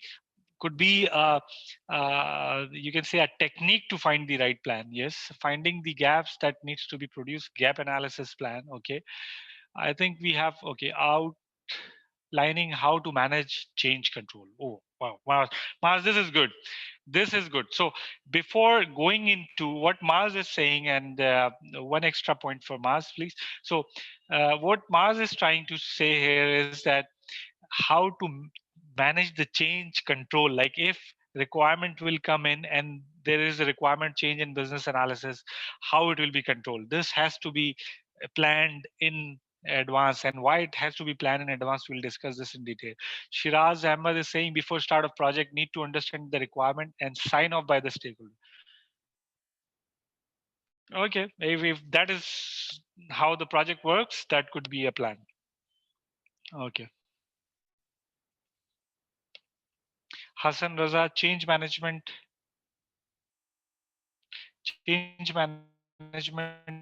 and defect management process. Yes, absolutely right. Exactly. How the backlog and other things will be managed to avoid failing and achieve targets. Yes, Hassan, you're right. So thank you, everyone. It was a great participation. I really, all the answers are correct. I don't know, I'm not able to find any wrong answers since past 3 days. So you guys are really qualified for this course actually. Set task to complete the business analysis. Yes, all. Yes, Sayed Shab Heather have given one good point as well. Set of tasks to accomplish the business analysis, whatever is required from the top to bottom. So Shab, I'm supposing that you are also doing it already. Okay, in the planning. Okay.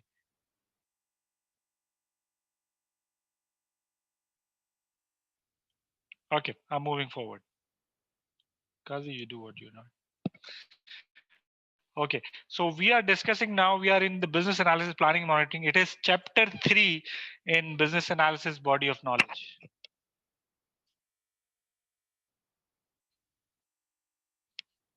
Stop sharing. Okay. Okay. Okay.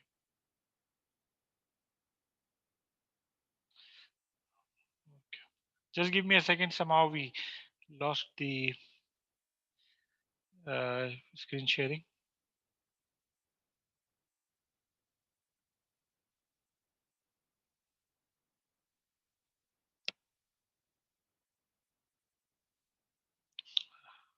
Where is it?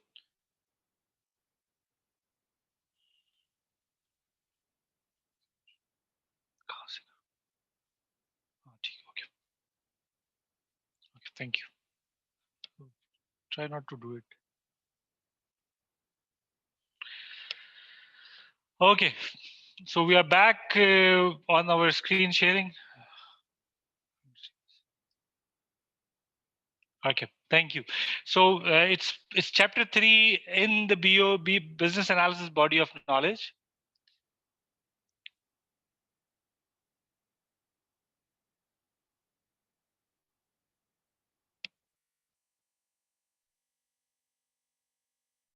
Okay, okay, I think it's perfect.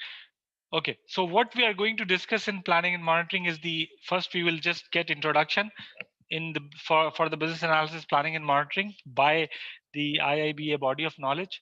Then we will discuss 5 different tasks. Okay, Now, I just want to recap a little bit. You remember in business analysis body of knowledge, the information is segregated into knowledge areas. Okay, in each knowledge area, we have different tasks to perform to perform the activities in the knowledge area. In each task, we have some inputs, we apply the certain tools and techniques, and we get certain output. If you forget, I want to remind you that, for example, consider the elicitation or requirement gathering, you call it. We are performing elicitation or requirement gathering. So the task could be prepare for elicitation, preparing for the requirement gathering, then conducting the elicitation session, then confirming the results, right? So these could be three tasks. Now let's take one task, prepare for elicitation. We need certain inputs. We need the business requirements, maybe a solution scope.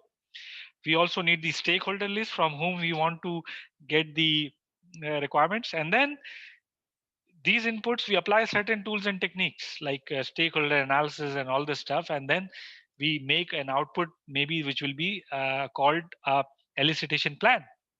Okay, so this is how it's structured. There are knowledge area. In each knowledge area, there are tasks.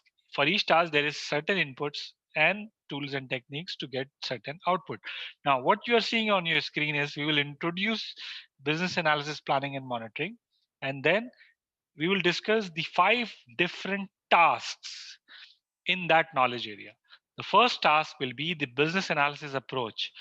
Okay, now don't be afraid about the big hard words. I told you the Canadians are good in using very hard words. Okay, but at the end, the thing is very simple. You'll learn that. Plan stakeholder engagement. Okay, plan business analysis governance. Plan business analysis information management, and plan business analysis performance improvement. These are very big words, but trust me, once we go into the detail, you will know that these are the same thing that you are already doing. Okay, now before going into detail, let me tell you that it's not 100% mandatory to do all the tasks in the knowledge area when you are actually working. Okay, it depends, and you have to pick and choose. Sometimes everything is important, sometimes like few of this is important, but you at least have to go through that knowledge area is must. Remember the core concept model we discussed. This is very crucial and very important.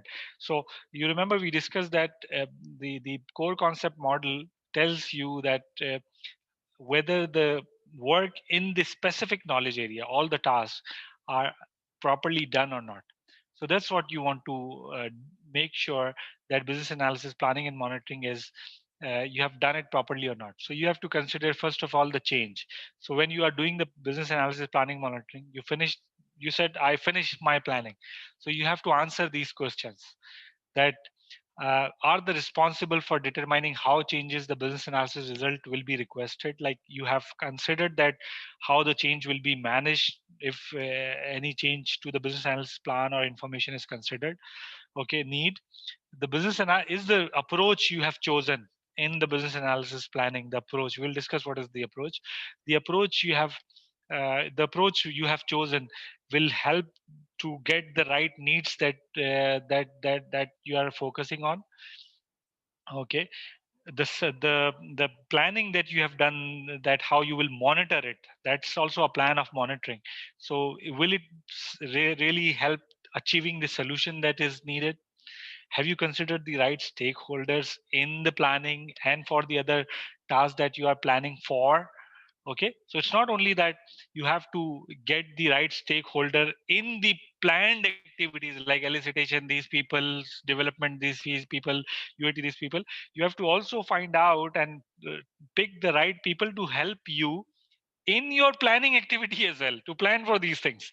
Okay, it's not a one-man show, trust me. If you are doing it, then you know that why things get delayed and why things get changed so often.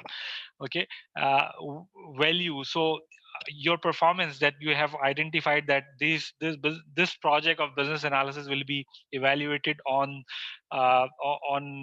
those KPIs. Okay, so have you added the consideration of certain KPIs that will make sure that the relevant value is given to the solution? Okay, the context, have you considered the context of the whole solution and the activities, and considered everything that is linked to that solution? Okay, now see, this is just a little brief on this, but it will help you. You will not remember all these things, all these questions, but it after every knowledge area, when you are actually working in live environment and you said I finish my planning, spending 10 minutes reading this list would really help. Okay, it will tell you. Okay, I'm not sure if it is fully readable or not, so it's readable. Okay, so if you see, there are 5 tasks. Now 5 could be your lucky number as well for business analysis, because usually there are 5 tasks in every in most of the knowledge areas. Okay, there are 5 different tasks in each knowledge area. Okay, first task is planning business analysis approach. Second task is planning stakeholder engagement. Third task is planning business analysis governance. Don't go for a big word. Plan business analysis information management, and identify business analysis performance improvement. So these are the 5 tasks, and every task have one output. Okay, in business analysis body of knowledge, most of the tasks have one output, but there are few specific tasks that we will discuss will have multiple outputs. So for example, when you perform a task of business analysis approach, you get the output of business analysis approach document. When you plan the stakeholder engagement, you get the stakeholder engagement approach. When you plan the business analysis governance, you get the governance approach. When you plan business analysis information management, you get the information management approach. Okay, and when you identify the business analysis performance improvement matrix, you get the performance improvement assessment matrix. Okay, so you have to remember, if you are applying for an exam, then you have to remember the task name and the outputs by heart, because that's what they will be asking you in the question from here and there.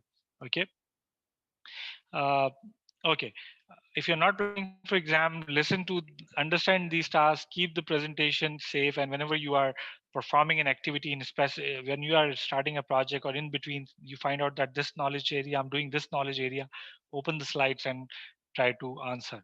Okay, now what we do in business analysis, I'm sure this is the list that you have already given on Slido as well. So yes, we identify stakeholders. Not only identify stakeholders, we actually uh, define their roles and responsibilities as well. So who will be responsible for what? We estimate, somebody mentioned that estimation. Yes, estimate the business analysis task. Yes, planning how requirements will be approached, traced, and prioritized. Like, this is very important to decide on day one that how the requirement will be prioritized, and you will, if you do this, you will see the benefit during your elicitation and the session. When the prioritization comes in, deciding will be very easy if you have already decided that what will be the approach to prioritize, what we will do, what we will not do. Okay, determining the determining the deliverables that business analysts will produce. Now, every project, you will not make all the documents that you make for each project. Every project is different. So you have to plan in advance that what documents you will produce. There will be minutes of meeting or not. There will be SRS or not. There will be FS, DS, process flow. So list them, that what will be the deliverable of business analysis. Now it's other than the solution. It's the activities of business analysis. Okay, and then you have to determine the matrix that how you will evaluate and control business analysis activities. Okay, now how you will evaluate the requirements you are getting the right requirements or not. What is the quality of requirement index you are maintaining? Okay, then you identify and plan the risk for business analysis. Okay, so these are the things that you do in business analysis. Let's learn our first task according to business analysis body of knowledge, which is planning the business analysis.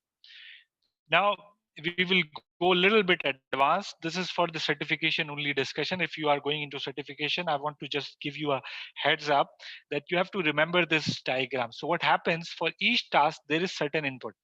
So in order to plan the business analysis approach you are going to apply on this project, and what is approach we'll discuss. So before going into the business analysis approach, you must need business needs. What is needed so that you can plan the right approach. And then you apply business analysis approach task and you get an output called business analysis approach. And how you get this approach? By applying certain tools and techniques. And what are those tools and techniques? Is here on the left side. You apply business analysis performance assessment, you apply business policies, you apply expert judgment. In easy language, expert judgment is called tukka. I'm sure you might already heard it. Tukka is expert judgment as well, or maybe you call it you can call it some other words, but that's what it is. If you are not an expert and you are doing it, so that's tukka. If you're really expert and you're doing it, we call it expert judgment. So it's okay. Methodologies and framework, or stakeholder engagement. These are the inputs that these are the techniques that you can apply to get this output. Once you get this output will be an input to all these tasks on the right side. So first, this output will go to planning task, the remaining 4 tasks of the planning, and then it's going also into the elicitation, and also in requirement analysis and design. So this business analysis approach will be used everywhere. Okay, so this, you have to remember this, because they might can ask question in terms of, like, for example, they can ask that, like, Miss Sarah is working on a project and she is right now analyzing she's designing the output of a software solution. What documents of the following she must need? So like, you must have those, you have to remember those. It's not that hard to remember once you start practicing it. Okay, now let's discuss the business analysis approach. Okay, the business analysis approach, I told you, don't go for very big words.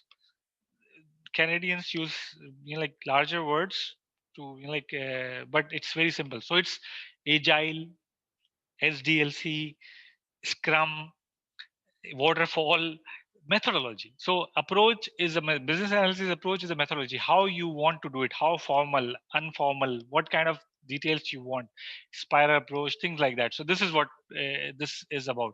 So you have to define that before the project.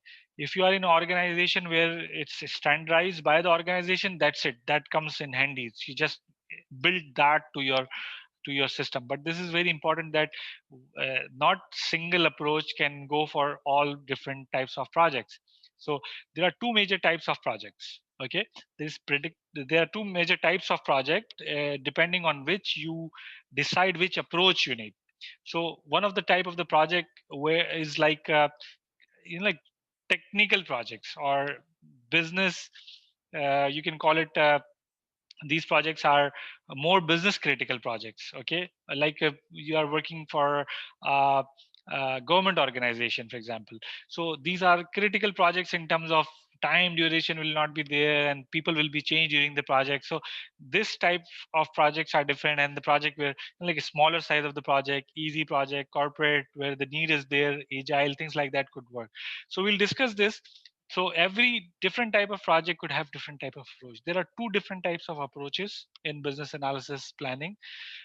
One of the approach is called predictive, and other is called adaptive. Predictive approach means plan driven. You plan everything in advance.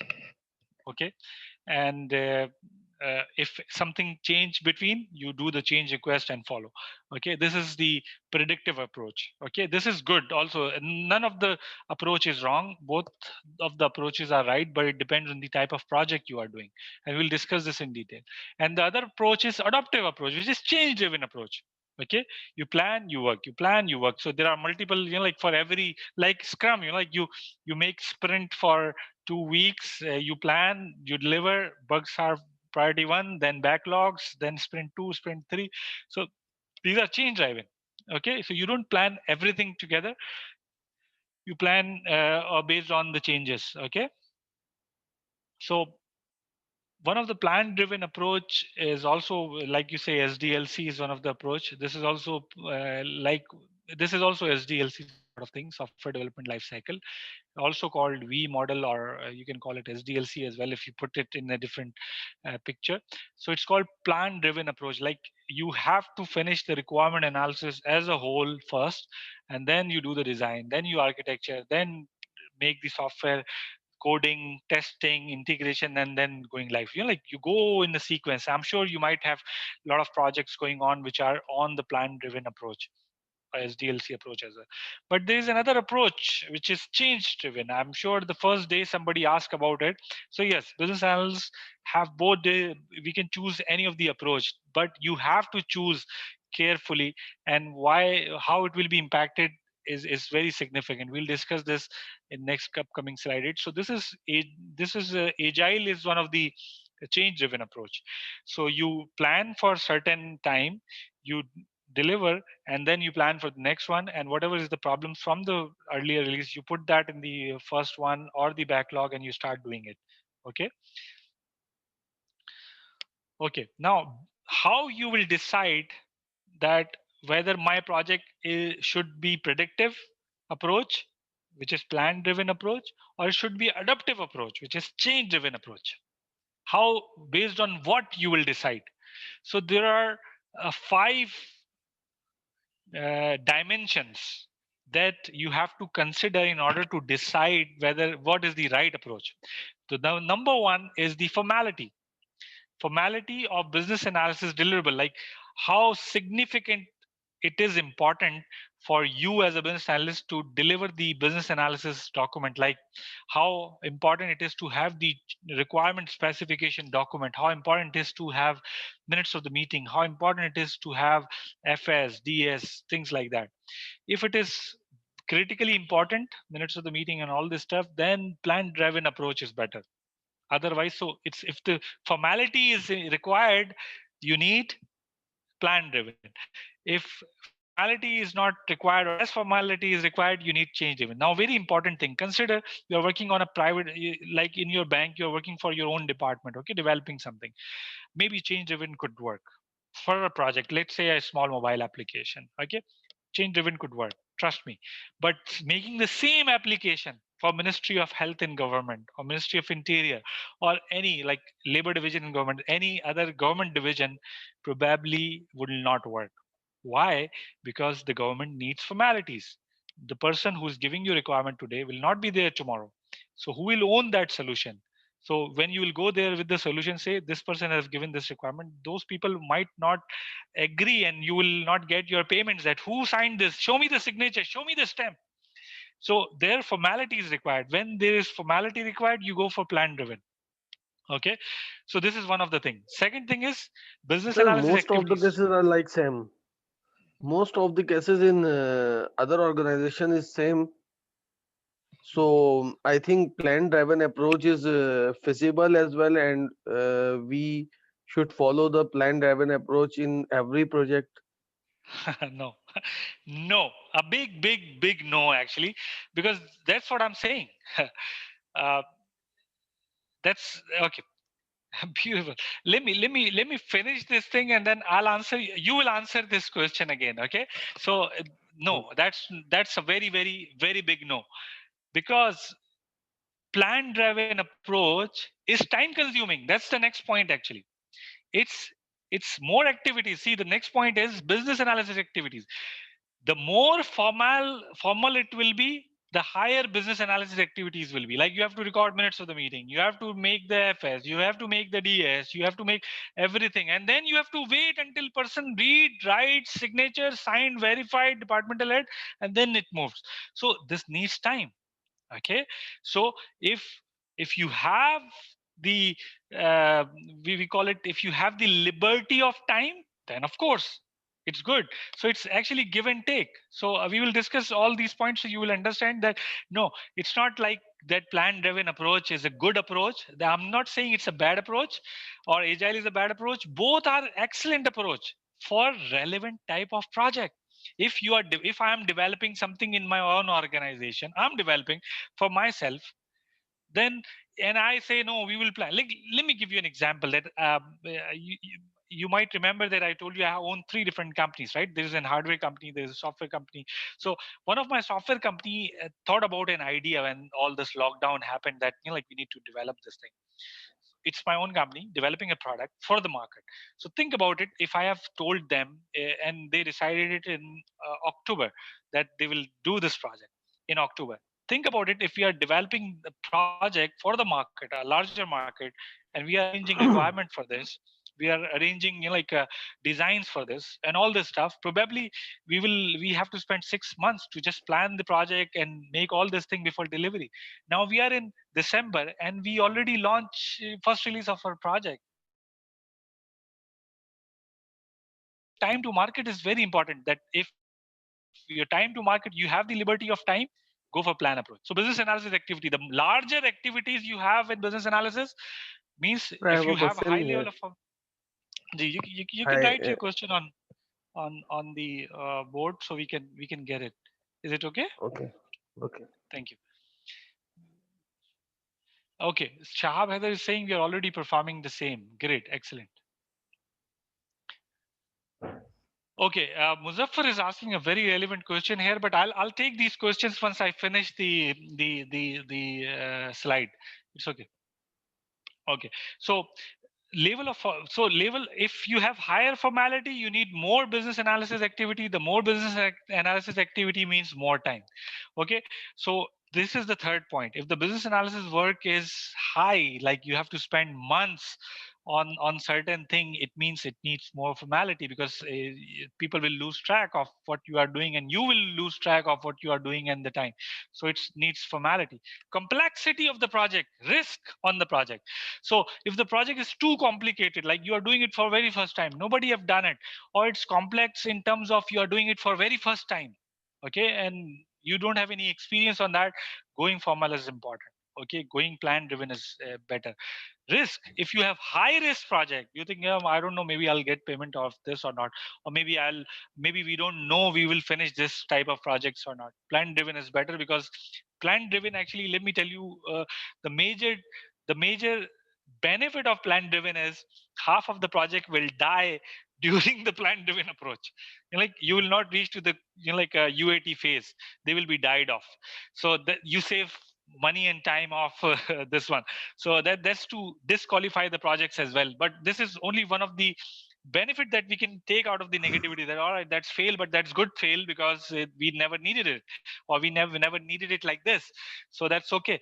But trust me, if you are applying one approach on every project, that's really you are investing your time on things that you might not need, or this time could be used somewhere else. Okay, then the complexity, risk, and then the acceptance, how easy it is to have your organization to accept the change driven. This is also important. If you think your customer, for example, if I'm working for a government and they say, all right, if you do work, I need this signed stamp, and I need this after this, and I need requirement sign off, then development, then this. So they will not accept this. If they don't accept this, then you don't have anything. Then you have to go for a plan driven approach. Then this becomes your normal. Okay, so this is what we have. So okay, now very important thing, you have to understand that when you define the solution, okay, in predictive approach, the solution is defined with the maximum information at beginning of the project. You should have the, now what we do plan approach, we follow the planning approach, but we don't define the solution properly. We say we'll do it later. So if you are following one approach, try to follow it for all the artifacts. Then if it's plan driven approach, identify the level of formality. The templates should be listed, shared, and approved that these will be shared. Then the activities, all the activities that are required from day one to day end should be listed. The timing of each thing should be listed. But if you are adaptive approach, you can definitely take a portion of the solution, develop it, use the lowest level of formality possible, so that you don't spend time on sign-offs and all this stuff. But it depends, all the project will not work like this. Okay, and Let then me same question. thing for the smaller activities. And yeah, I'm taking a questions now. Yes, so yes, we have a question. Muzaffar Saab, is it possible if we select a short project and apply all this knowledge area and tasks? Yes, you can do this, but remember, what you can't apply everything on one project. So this is actually a body of knowledge, is actually your complete guideline. So what you need the project, and then choose what you can apply on that project from the business analysis body of knowledge, and then apply that. If you try to apply everything on one project, probably this is not the right approach. So this is very important. Maybe some of the projects will not need strategic analysis that we are going to discuss in the next thing. But for planning, yes, you can do it. I would suggest to apply the planning knowledge area, all the 5 tasks on one project to learn more. Yes, this is okay. Mohammed Adnan, how do we evaluate timeline to business analysis for any project? Business analyst will give you time. If you know the approach, that what right approach, because this is the first step. If you have the approach that yes, this is my approach, I'll go plan, I'll go adaptive. So from there you will get the timelines. Okay. Shumaila is asking question, is this the responsibility of business analysts to create BRD and FSD? Yes. See, uh, your responsibility is what is given to you by your organization. Okay, now yes, but usually business analysts do all this, all these 2 documents. Yes. uh, BRD is more important for business analysts than FSD. Usually FSD, if you have system analyst, still this role is not that much significant, but yes, that's what they does, FSD. But BRD is more of the business analyst document along with business case and others. Okay, we also have question from Hassan sir, but I worked in most of the banks, user or relevant stakeholder denies from his given requirement whole time and develop waste and know out of the scope achievement. Absolutely right, this happens. There are ways to control it. So there are ways to control it. Definitely formality is one of the way, but that's not the only way. Okay, so think about it. Initial stage requirement is different, and during the time the testing, user change the deliverable and provides more and more wish list. This is because of the plan driven approach. That's a problem of plan driven approach. You have to understand, you spend months in uh, planning. Okay, you take months in collecting requirement, recording it, verifying it, reviewing it, validating it, signing off, and then it comes to you, and then you take months to develop. And once it comes back, maybe the user is changed, maybe the business is changed, or the dimensions are changed. Now they don't work in the way that they given you. 6 months is too much for a business nowadays. That's why what I'm saying, if you have this a lot, that people are changing, and they are changing because the business has really changed, or they have the change mindset, then it's mean the plan driven approach chosen was not the right approach. If the issue is that the people are not accepting what they said, then this is a totally different thing. Then we will discuss this in elicitation, how to enhance your elicitation process, so that when people give requirement, they are giving the right requirement. So both things So will be what handled. One difference? thing. Ji, So please, what yes, difference yes, did go you ahead, go ahead. tell? What difference did you tell about the FS and BRD? FS is a functional specification. FS is a solution requirement, functional and non-functional requirement. BRD is business need. You remember, we have different types of requirements. We have business requirement, we have stakeholder requirement, we have solution requirement, which is functional, non-functional, we have transition requirement. FS is solution requirement. BRD is business requirement, You which need to is. you need to say that user requirement does not cater in the FS. No, you can put, don't confuse your name with the documents. Okay, you can name the document anything you want. You can even put user requirements on the FS, but that if it is FS, that's functional specification. These are functional requirement. Okay, so you have to put it in the FS. But if you are saying BRD, that is business requirement document. It should not talk about function, not anymore. Now you know that business requirement is a high level business objectives. Why this FS is created, why this project is created, what is needed, what is the business value. Okay, we have Salah right now, so let's take a break for 10 minutes, and we One will Namas. question join. I have to ask about it. Just one question, if you can, Yes. please.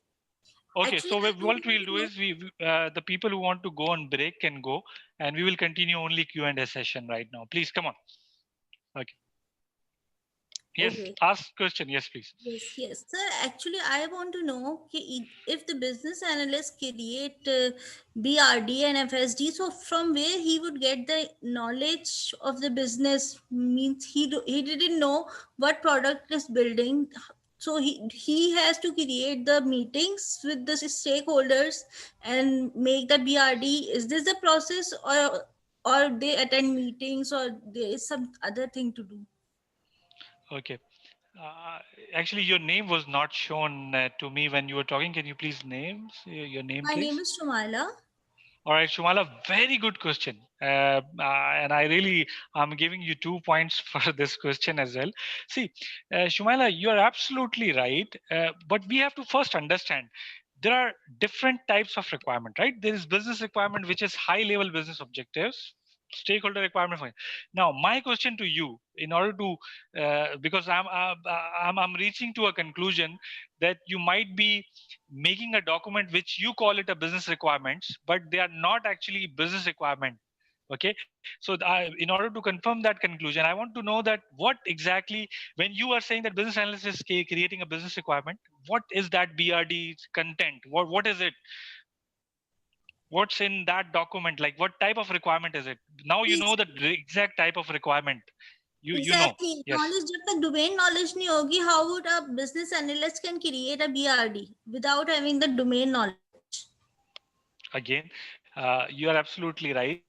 See, domain knowledge is important, but you are a business analyst, right? So if you don't have a domain knowledge, probably you'll not be in that domain. But for example, if you are in that domain, then you will talk to right people, facilitate, help them Okay. get the right business requirement, arrange a session, call everybody. Why we need this system? This is a simple question. Why we need this system? What is the Yes. problem you face? How much business value it will create?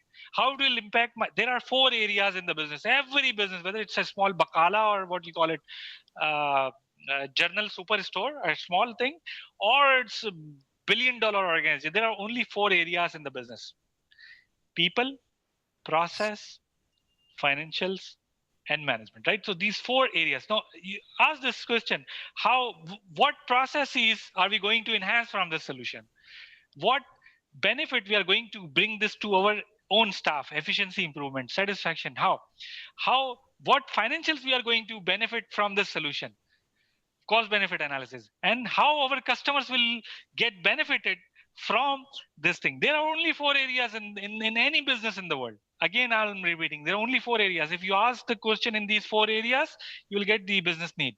Number 1, process. What process are we going to improve in this with this solution? If maybe it's taking longer, we are reducing it. If it's not automated, we are automating it. What's the benefit? Then after process, people. How you are reducing the people, how you are increasing the people efficiency, how you are increasing their effectiveness. Third thing, financials. What is the cost benefit analysis of this? And the fourth thing is customer. Okay, how your customers will get benefit of it. There is for everything there should be all these 4 answers. If you have this, you have the right business requirement. Okay, so facilitate session, bring them on board, get the requirements. Okay, did I We have answer to you, Shumal? start it.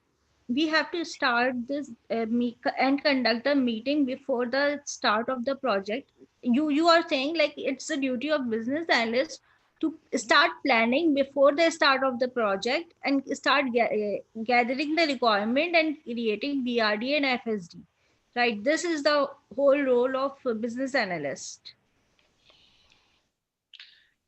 Not the whole role, but yes, this is the mandatory requirement. You can't Oh, go to the next level of requirement, which is stakeholder and functional and non-functional, until you know what is the business requirement. yes, I yes. For that, remember we have I told you every functional requirement should be linked to the business requirement. If it doesn't have a business requirement, that is called orphan requirement. And you know what happens with orphans. Oh, okay. I got it. Thank you, sir. You're welcome. Anything else, Hassan? You had questions, I guess. If you are not on namaz break, you can ask, or we can take other questions during the namaz break. Salah break. Okay, we can have a timeout for Maghrib prayers. Yes, it's already given. I think it's old.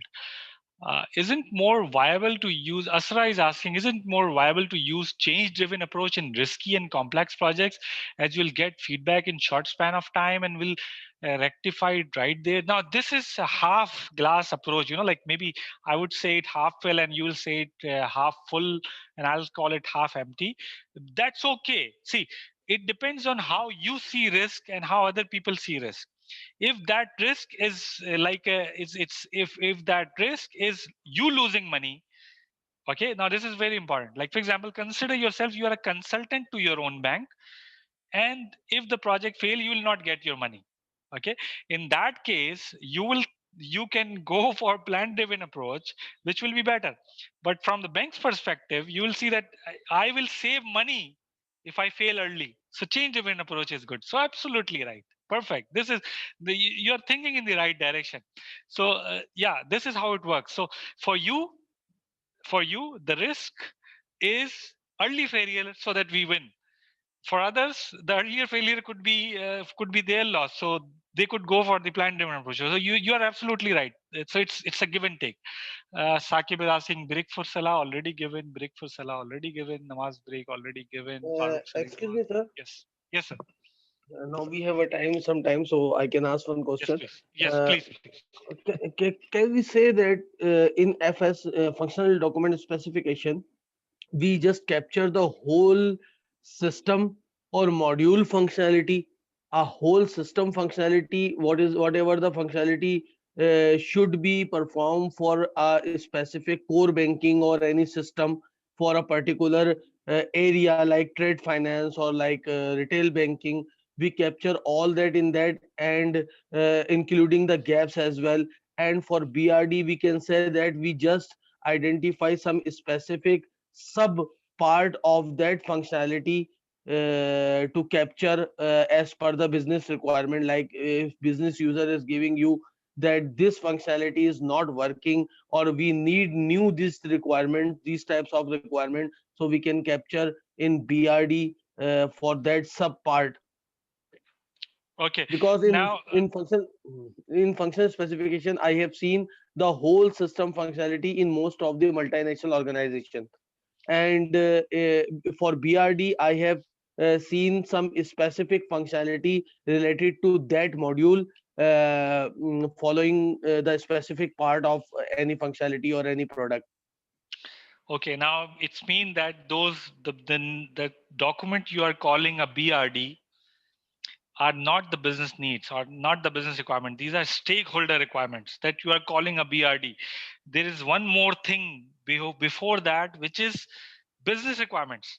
Like if you are saying part of the functionality or how the functionality should be developed is in the BRD, it's still a functionality.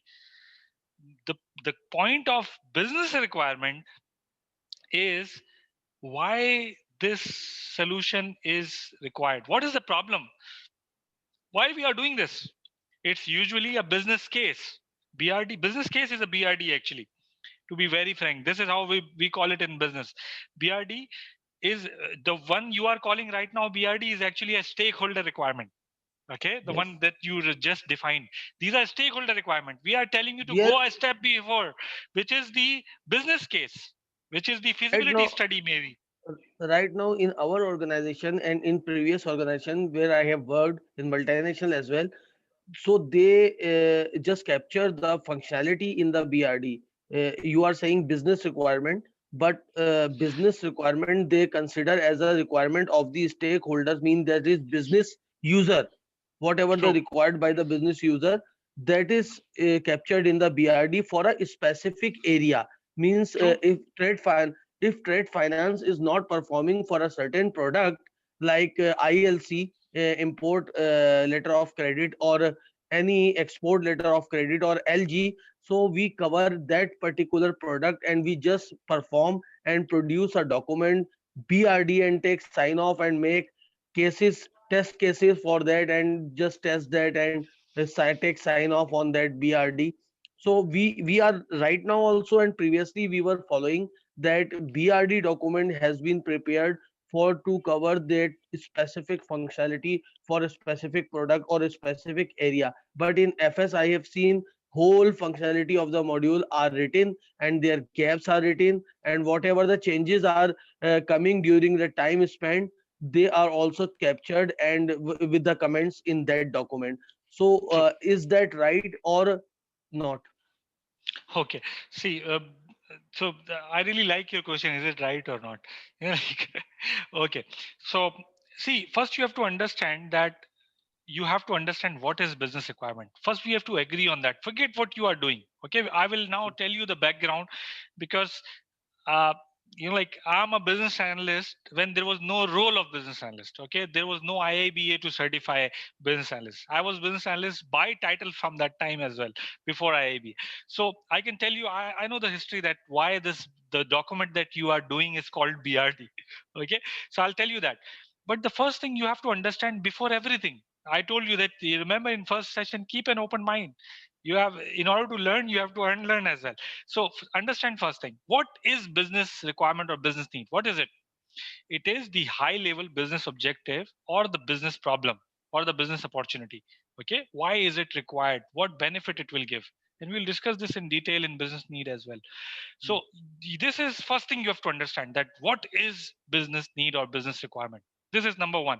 If you really have a clear idea, now compare it with your requirement. You will say, no, I don't have answer that what is the business problem, what benefit it will bring to the customer, it will to the business, how many customers will increase, how many transactions will increase, what financial benefit, what this, what that, what tuck, tuck, tuck, tuck, tuck. You don't have these answers. Okay, so it's mean that's not business requirement, but still it's called BRD. Okay, now what you have right now, it's a stakeholder requirement. Before business analyst, there was a role of system analyst. As I said before, the system analysts were responsible for creating functional requirements and business requirements. They were not business domain experts, they were software experts. Okay, so so they were collecting, their project was started once the stakeholder has decided what he need. Their project was started from there. But in the business analysis now, our project starts from the business problem. So for us, the business requirements are the one that a owner thinks, can your owner be satisfied with the stakeholder requirements that they given? Probably the project sponsor, probably no. It's not. Having an automated system, think about it. Having an automated ILC system, you said, right? If I'm pronouncing it right or not. For example, ILC system, you said. So having that automated system, will it make stakeholders happy? Yes. Perfect. Beautiful. Will it make the owners happy? The answer is only if it Gives the achieves business. their expectation. Yes, what they are Yes. expecting. Right? So my question is, Yes. what are they expecting? Tell me. You don't know. Now, once you ask this question, you will get the business need. Is it clear? So what you Okay. are calling right now BRD, it's Yes. okay. There is no problem. I'm telling you, don't link yourself to FS, DS names. Put all this business requirement in first 3 pages or 20 pages of FS and give it together. Who cares? Version 1 have 10 pages, version 2 have 200 pages. It's okay. Who cares? It doesn't matter. The problem is the content. The functional is functional requirement. It is not stakeholder requirement. It's not business requirement. Non-functional is non-functional requirement. Transition is transition requirement. Same thing. Business need is a business need. You mean to Why say this is needed?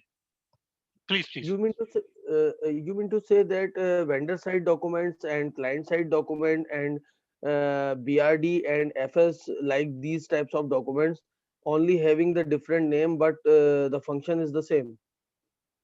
Or why we use different types of name for vendors document and different types of name for client side document? Why is Ca- this have any importance or not? No, no importance at all. See, if you don't confuse yourself, then there is no problem. If see, you have to understand the BRD you are doing is a stakeholder document. You need business need. You need B and D. Hmm. You need B and D. You are doing BRD, which is stakeholder requirement. Great. Rather than changing the name to SRD, we are changing it Mhm. BRD. Very good. Accept it. You need another document, which is B and D, business need document. Okay, that's it. So be flexible, be adaptive. It's okay. No need to change or say that we are doing it wrong. No, you are doing it right. You just need a step before to make sure that the stakeholder that give you requirement is the right requirement. How to validate that BRD? How to validate? How to validate that the BRD is given to you 20 pages?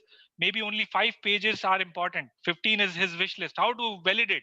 until you have something from the above, right? From the business need, what problem you are trying to solve.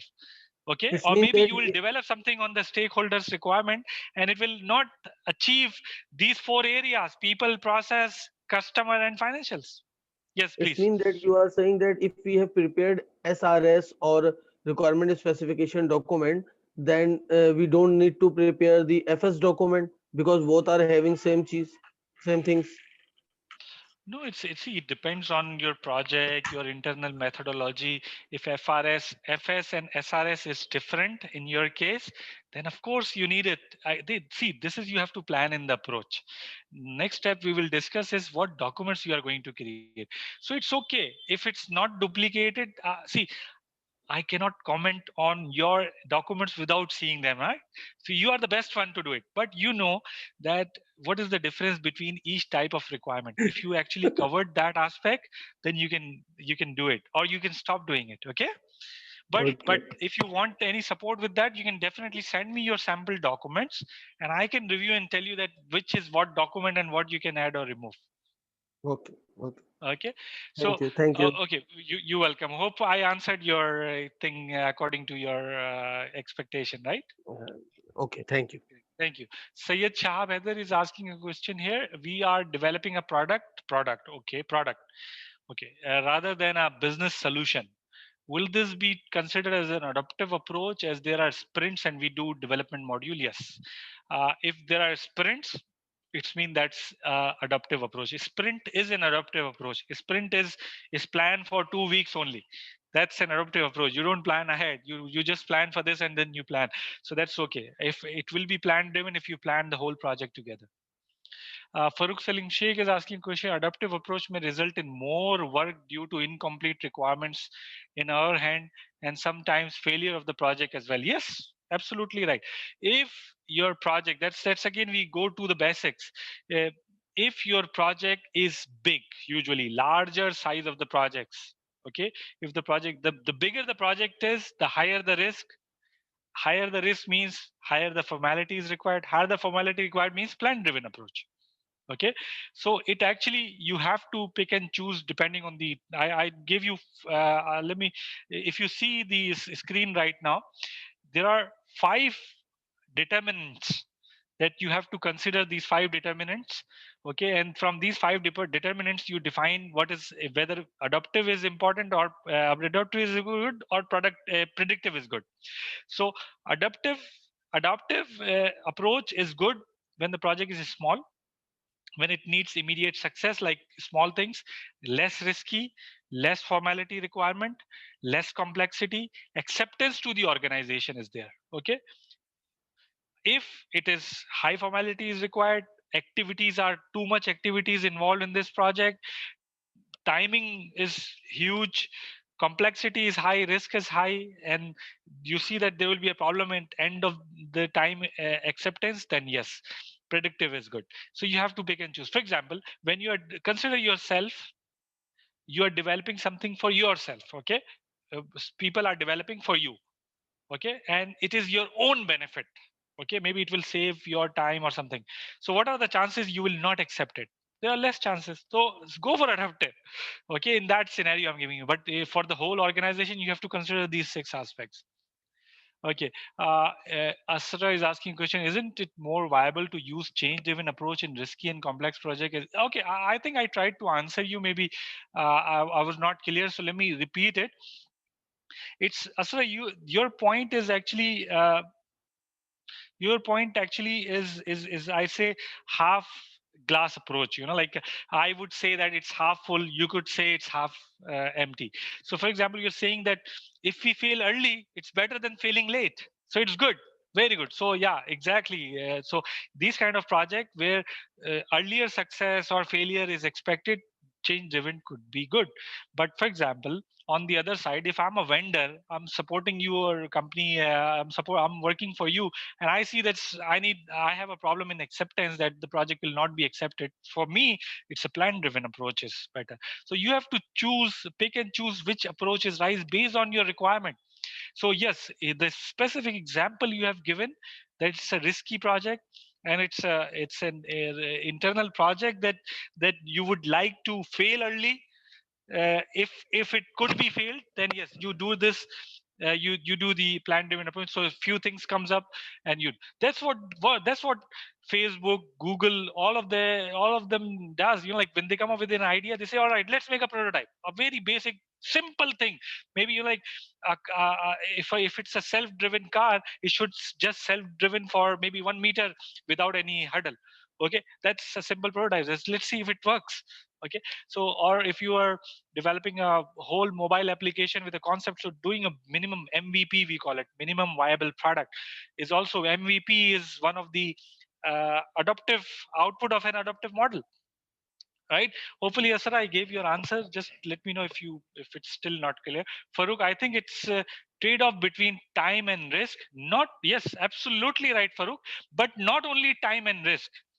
See this screen. It's uh, it's it's a trade-off between 5 areas. Formality, how much formality is required for that business analysis activities. Also the quantity of activities, or the time also. Then the timing that is required for the project, complexity and risk, and then acceptance. How how easy it will be, this solution will be accepted by the end user, or this approach by the end user. Okay, so Farooq, if I answered you, I hope it's correct. It's according to you got it right. If not, if I maybe I misunderstood, please clarify so we can have it again. Okay, thank you, Farooq. Thank you. Is there any merge approach between these approach? Yes, yes. So now this is good point. This is good point. So yeah, there is, which is also part of adaptive. So see, uh, like you remember, there were SDLC before, software development life cycle.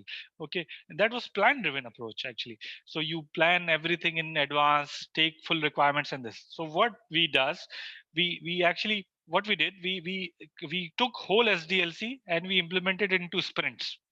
Like whole SDLC is installed into a sprint, and it's been done by for 2 weeks. So whole SDLC is done in 2 weeks tranches. So that's a good example of making both of the things. So yes, you can do it. And there are projects. I have done the projects, and there are lots of projects in this world that are done with merging both of the approaches. But again, once you merge both of the approaches, it will be called as adaptive approach. Okay. Okay, so let's. I think the Salah break is also over, so we will start. We'll continue our session now. Okay.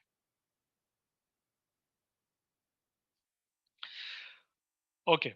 So these are all list of techniques that you see on screen.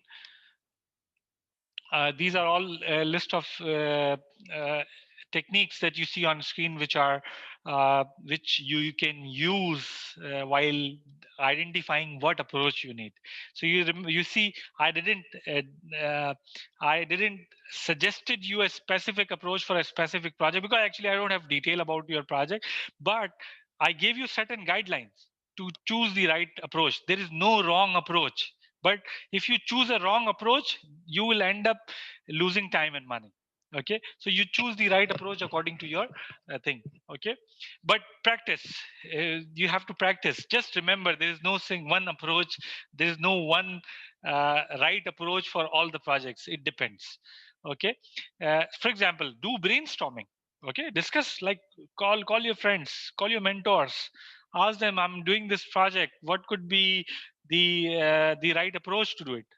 Read the business case, that how it was done, document analysis, read the previous projects, estimations, financial analysis, functional decomposition. All these techniques you can use in defining the business analysis approach. Now you have to understand one thing, that we will discuss most of these techniques at a later stage. Okay, now there is a small question. I want you, now you understand the predictive and adaptive approach at least, right? Now I want you to tell me on Slido that What are the pros or cons of predictive and adaptive approach? Choose any of the approach and tell me what are the pros or what are the cons.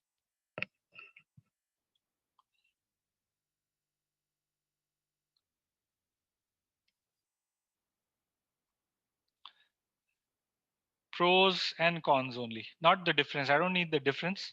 I need pros and cons, benefit and advantages and disadvantages of predictive approach and the adaptive approach. Let's start with the predictive approach. What are the disadvantages of predictive approach? Just tell me this. What are the disadvantages of predictive approach? Oh, good. Good. Time to market is slow. Absolutely right, Asra. This is the point, actually. Very important point. Time to market is slow. Predictive, you might get wrong product. Yes, by the time it's ready, Muzaffar, by the time the product is ready, that the time is gone and it's absolute time consuming, of course. Predictive approach, pros, it's defined. Yeah, right. Shab is saying the pros is it's defined and cons it's time to market. Yes, absolutely right. Time consuming. Yes, it's time consuming. Absolutely right. This is one of the things. So for example, if you apply predictive to every project, you end up losing time. This is one of the result from this. And I think you can just apply this reversely. It will become pro for adaptive as well. So we'll move next. Next task that we are going to discuss for business analysis is plan stakeholder engagement. Now we are planning that how we will engage the stakeholders.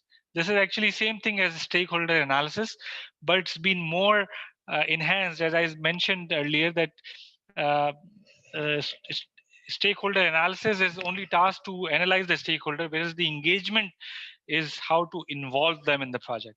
Okay, and this task have only one output, which is stakeholder engagement, and that output is used in 9 different tasks.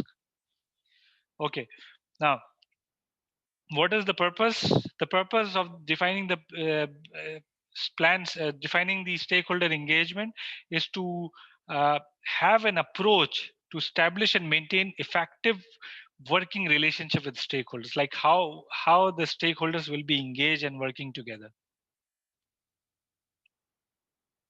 Okay. Okay. Also, it involves conducting through a stakeholder analysis. That's how it comes. You have to first do the stakeholder analysis in order to get that how you will engage every different stakeholder. Every stakeholder should have a different engagement plan. We'll discuss this in detail now. Okay, and analyze their characteristic. So this is not only you identify who are they, but you also identify that what are they, means like what are their major characteristics. We'll discuss this in detail now. As a result of analysis are utilized, define best collaboration and communication approach. You have to so you in planning the stakeholder engagement, you identify that who are your stakeholder, and then how you will approach everybody, their communication requirement, their engagement rules. Okay, and you do this by performing 3 tasks with you by defining 3 steps. First, you perform the stakeholder analysis. You analyze the stakeholders, who are they. Then you define their collaboration plan, how they will be collaborating. And then you define their communication need. Now, every stakeholder doesn't need everything. Maybe if you executives, you only just need to send them, like a summary documents and maybe a weekly updates. But the main functional users will have daily minutes of the meeting, for example. So this is, you do 3 steps to plan the stakeholder engagement. You perform stakeholder analysis, you define how the stakeholders will be collaborated, and then you define how the stakeholders will be communicated and their needs. Okay, now we are discussing a technique, how to do how to conduct a stakeholder analysis. Okay, now you have to understand that stakeholder analysis, it's actually a step to understand what are the stakeholders and why it's been done. It's first, the objective of stakeholder analysis is, it's a technique. Okay, you have to, this is first technique we are learning right now, stakeholder analysis. This is the first technique that we are discussing today. Okay, so why we do stakeholder analysis? Number one, we have to identify the stakeholders, like who are they, what are their roles, what are their responsibilities, what are they expecting from this project. Okay, we make a list. This is important. It takes only few minutes to make it, but it's important. If you don't have a list of stakeholders with you, assist your project manager to get the right to define the right stakeholders. So you remember yesterday we discussed that if you don't have a right stakeholder, tell your project manager who are the right stakeholders. Identify each stakeholder's needs, want, and expectation. You have to understand what they need from this project, what they want from this project, their wish list, and what are their expectation in general from this project. Categorize stakeholders participating in the business analysis work. It's not only end users, but you have to categorize them by their like function. Like for example, they are requirement, like they are functional people, then they're software developers, testers, project managers. So you have to categorize.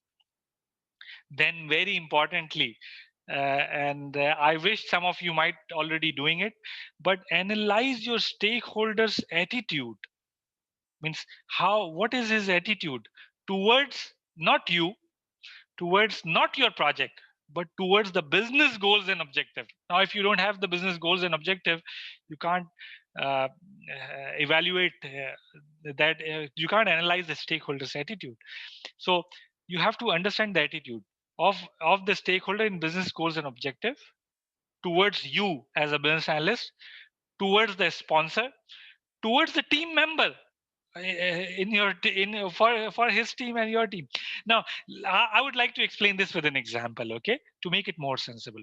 Consider yourself that you have been given a project for automating a department or making an application, okay, and the major stakeholders, maybe a departmental head who will be the solution owner for this, who will be responsible for making this project success or failure. There are a lot of ways to make something success or failure. Other than the wrong requirement, there are a lot of things, okay, a lot of ways to do it. So consider yourself that solution owner does not have buy-in to the business goal or objective that this app should be developed. He himself is not convinced that this is the right product or we need this solution. He is not convinced, he is not satisfied with this specific solution. What will happen? What do you think? Do you think this project have good chances of success, or there will be no hassles? The answer is a very, very, very big no, right? Hassan is saying if this attitude is negative, what strategy should be adopted to achieve? All right. So Hassan is always a step ahead of asking questions. So yeah, that's the next thing. Yes, failures, Shahab, absolutely right. So we will face a project failure. Uh, because he is negative towards business objective. So how to do it? So first of all, that's what happens usually. People don't know the business objectives. They just, we need this. Okay, we need this now. Somebody doesn't need it. So first you have to identify why it's been needed. Once you identify why it's been needed, what benefit it will bring to the organization in terms of people, process, customer, and financials. And this, you can't get it by yourself. You will ask these questions from these people and they will work and come up, then they will realize the benefit. And if they don't, then you have to apply a different strategy. We will discuss this in elicitation. Okay, but usually the people who are not convinced about the business's goals and objective, I have seen that once they know the business value of certain thing, they become convinced. And if they have some other issues, like next we are talking that their attitude toward business analysis and business analysts. Now, for example, you have been given a task of doing a business analysis of certain process. Okay, you go to that department, you meet person is and he's saying, you know, you guys business analyst, I heard about you. There is some book called the BABOK, which is full of tut, and like do whatever you can, but I know that we are doing it right, and I don't know what value you can add or your team can add. So this tells a lot of things, right? That if his attitude towards the objective of business analyst or business analysis is not right, So how you can do it? You have to just like do a good communication with him. First, build a rapport. Never try, whenever somebody question your skill, your project, your solution, your specific issue, somebody highlighted, because there are a lot of people like this in organization. All right, somebody, no need to answer for that question. All right, trust me, this will really help you. No need to answer. Somebody said, I know you kind of people. No need to answer it. Okay, just first you have to understand the root cause, why he reached to that point. Reputation, you have to first build the rapport, and then there will be time to answer. Okay, his question to his attitude or towards the sponsor. Okay, we don't know, like for example, you went to a project and the general manager of the plant is saying, I remember the time there was, like I remember there was 4 kbps internet connection, was fastest internet connection that we would have seen. And that time we tried to integrate our financials in head office with the production department in the in one of the manufacturing plant. Okay, at that time I went to the general manager, and I'm sure there are people like this still exists, but reduced, retired, I would say. So and we said, all right, we want to do an online communication. So he used a very good word. He said, let's first do online, let's first work online, and then let's like do the automation online. So if that's the objective, probably like you have to change few things. You have to consider that risk and plan accordingly to achieve that risk. Okay, I have few questions. Most of the time stakeholder can't explain or avoid to give you proper info. What should BA do? On the other hand, BA sometime put this word instead of stakeholder, put his words. Yes, okay, this happens. If you don't get the right requirement, you put your words. Okay, elicitation, we will discuss this, how to involve people. Okay, there are ways to involve people, and there are ways to involve force them without forcing them. We'll discuss these in elicitation. Thank you, Adnan, for your question. Yavar is asking, what if one of the stakeholder just service oriented and not interested in any business objective? Okay, service oriented, I'm considering you are mentioning that whatever task is given to him, he will say, all right, I will do that, irrespective of the business objective. Then trust me, uh, explaining or defining the business objective with him would be a great idea. Okay, so this is one of the things. But yes, it's okay for us. Yeah, we're also asking one more question. What if one stakeholder is not, okay, it's the same question probably. Is stakeholder management responsibility of BA? Of course, of course. Not all the stakeholder you have to understand. Business analysis stakeholder you have to manage. Project stakeholder, project manager will manage. Your stakeholders will also become part of the project management stakeholder list, and he will tag them to you as a business analyst stakeholders. Okay, but yes, managing business analysis stakeholders is your responsibility. Yes. Okay, so you have to analyze this also, not only analyze somebody's attitude, but you have to analyze their influence. How influence is somebody on your project, in the organization, changing the requirement, or other stakeholder. This is very critical. You have to understand. See, for example, if somebody have so huge influence to fail the project, not keeping him from day one, not updating him, not meeting him daily, not updating him daily,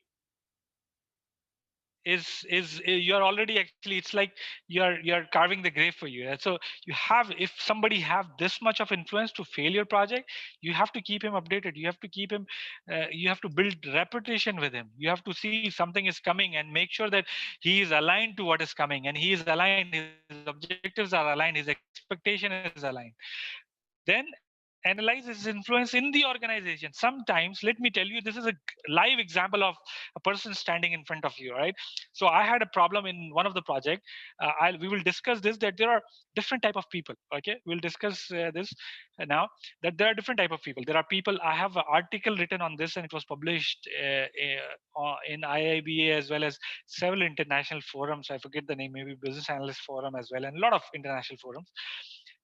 So I actually divided personalities into different names. Okay, so the first personality that is the most riskiest personality is the perfectionist. Now you would say I'm perfectionist. Like, that's not good. If you are perfectionist, you're not right for business analyst position, nor as a user for business analyst. So you have to change a little bit of. You have to be adaptive. Remember, adaptive. So adaptive is anti-perfectionist. But there will be people who want everything perfectly fine, otherwise they will not sign. Now I'll give you an example. There are people who will send you your document back at least 20 times before they sign, and they will find very minor and or there should it should be and slash or. I can feel somebody smiling because that's what happens.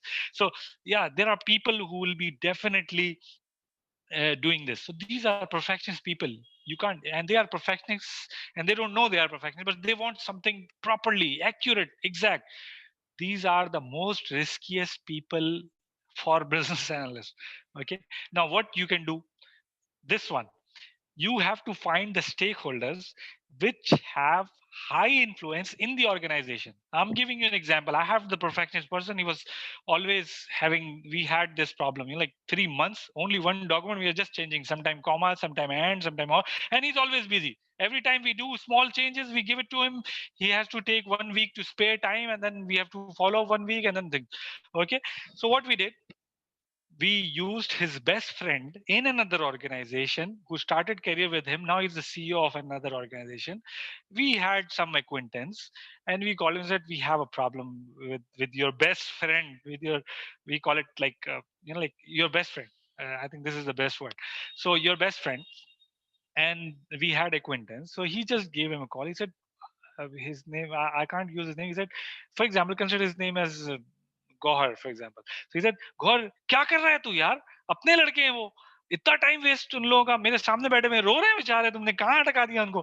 So like this small conversation, trust me, it helps us build a so much big rapport and make him realize, which we cannot, that his being perfectionist is not only impacting us but also impacting him.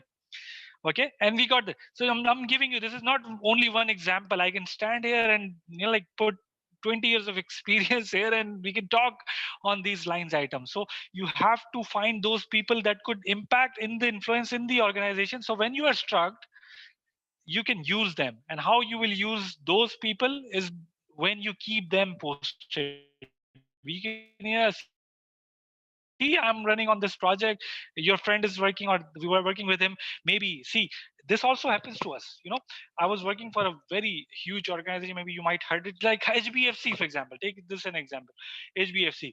And like most of the time we while passing by, we had to say hello and hi to the managing director of HBFC. Okay, and we had acquaintance because we did presentation and all this stuff.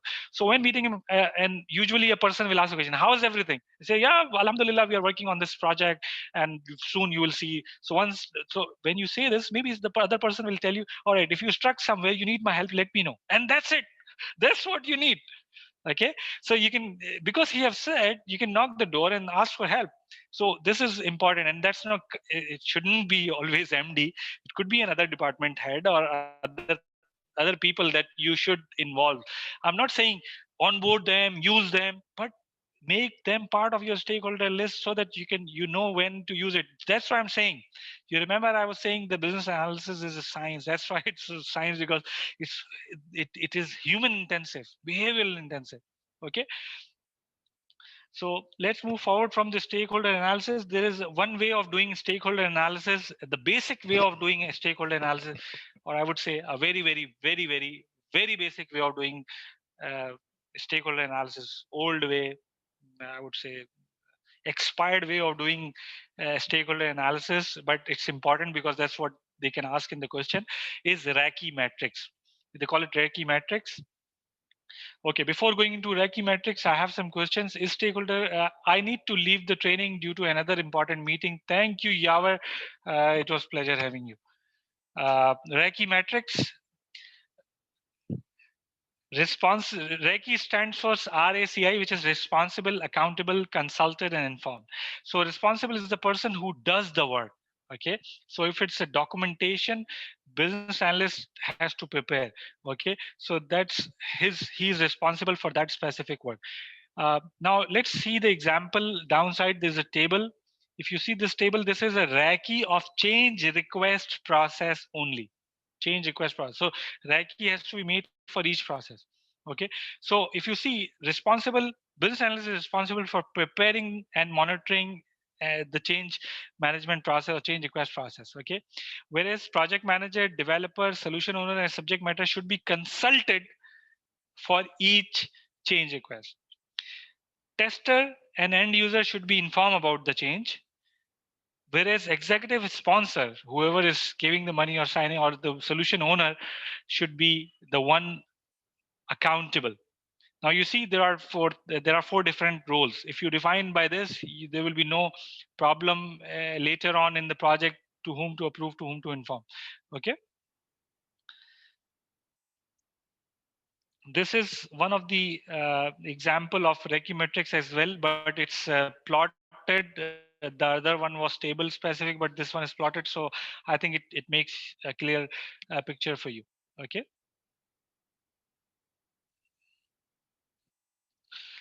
Okay, one of the way of analyzing the stakeholder is, we call it influence and impact diagram. So the people who are, so we you can make this small chart and start putting name. So the people who are have high influence, okay, and high impact, you put their name here in this level, so that they will be very well monitored, very well kept, informed, like pampered. Okay, then there are people who have high impact on project, the one you are doing, but low influence on the people, his team and others. So these people should be pampered. Okay, but you don't you just don't go to them for any help on the other people. Okay, then there are people who are very highly influential on other people, but they don't have any impact on your project. They don't have any impact on your project. So what you do, you just keep them informed. The one I said, okay, they are the one who will be helping you when you are stuck somewhere. Okay, and then there are people who have low impact on your project and have low influence on other. Now listen to this carefully and apply this on your experience. We are spending time मनाने में कोई English word नहीं मिला तो मेरे उर्दू में बोलना है कि मनाने में उन लोगों को मनाने में जाता है जो इस एरिया में है बेचारे, जिनका हमारे प्रोजेक्ट को फेल नहीं कर सकते और जो दूसरों को भी नहीं मना सकते अगर हम फंस जाएं, ऐसे लोगों के ऊपर हमारा ज्यादा time, we invest time on those people more. Alright, so this is the problem. We might know, but we don't spend time with the high influence, high impact people. We spend time with low, because these are the end users. That's where we spend time. We always spend time उनको मनाने में ही time गुजारते हैं हम, बुरा ना लग जाए, इसको ना, बाकी लोग हैं बहुत इंपॉर्टेंट. इन लोगों को भी मैं नहीं कह रहा किसी, we don't need to do something bad with anybody, but we have to focus our efforts on the right side.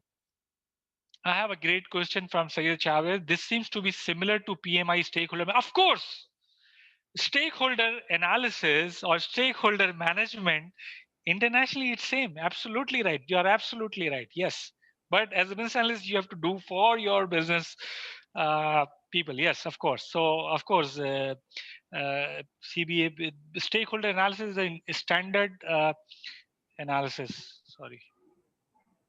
Yes. I have a question from Mars. Sometimes project gets failed to those who are not even stakeholder. True. Absolutely right.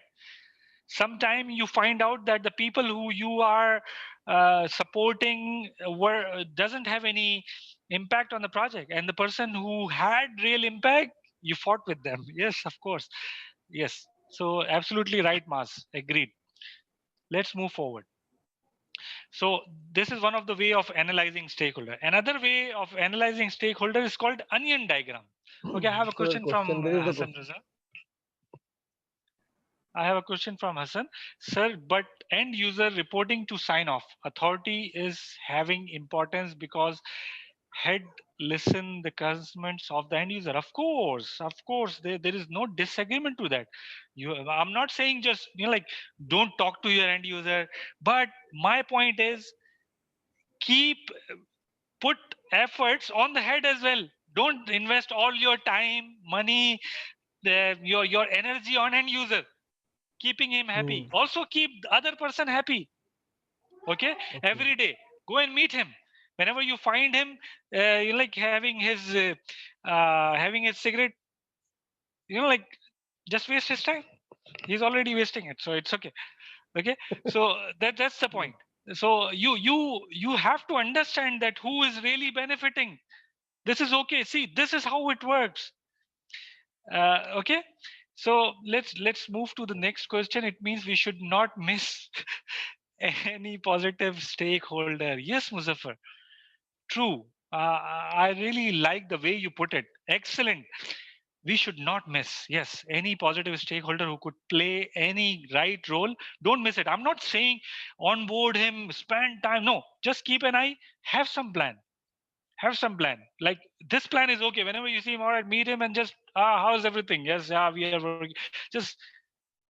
Just have good relation with those and be in the eye that you are working on certain project is so important, not only for you, for the organization, but for your own learning. See, days are gone when you were doing your own job, or I'm hired, I'll do the documents only. No, you are a business analyst now. You are attending 35 hours of your precious time in learning something that is changing the business analysis, that is changing how the solutions are delivered. Okay, so I totally agree, Muzaffar, very well put. 2 points. Okay, Asra Nadeem, it means we need to have a good relation with users, boss, acquaintance. Yeah. See, yes, see, and not only good relation, but also uh, keep him informed. This is more important than having a good relationship. Relationship will automatically come when you meet, when you update. The relationship will come. The better relationship you have, the better it is. Even the end user will respect you if he see that if he see that his boss respects you. I'm not saying go and talk behind your end users and make him angry, but have a good relationship.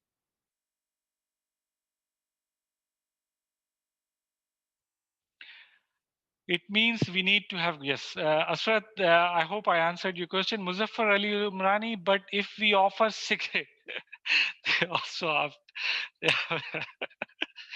All right, okay, yeah, you can just tell him, like, I stopped smoking. All right, thank you, Muzaffar. Thank you very much. So now let's get back to the presentation, because we have to finish the session in next 10-15 minutes. Yeah, yes, I remember. Okay. So one of the way of analyzing, see, we discussed now 3 ways: Raki, influence and impact metrics. Now, this is not 100% important to have influence and impact. You could put other things as well: attitude, impact, attitude, influence. You can put anything, but this is most common, and influence and impact. Okay, so in addition to that, this is a third technique called onion diagram. The people who are more critical for solution delivery are the most important person for you. The person who are at organization unit level are the second most, and so on and so forth. Okay, now let's take this example into non-IT projects, because this is important. As a business analyst, you'll not only work on the IT projects. Okay, so let's take an example. You heard about McDonald's. I'm sure you might already heard about McDonald's. Uh, or any other organization. So this is an onion diagram of one of the business. Okay, so see, they keep customers at center, or the most priority of their business. After that, they keep their staff, and after that, they keep their investor. Now I'm going to tell you that how this will impact the decision making. Now we already talked a lot about IT. Now let's talk about business as well, because you have to keep this perspective. It's important that what you are learning is not specific to the IT projects. Okay, now consider an example. This is an organization, for example. This is a banking organization, for example. Now they focus their customers at heart of their organization. All right, then their employees. And usually companies do not make this diagram, and that's one of the reason why some of the organizations are successful and some of them are not. Why? Because once you make this diagram, who is more important for you as an organization, you focus on them more.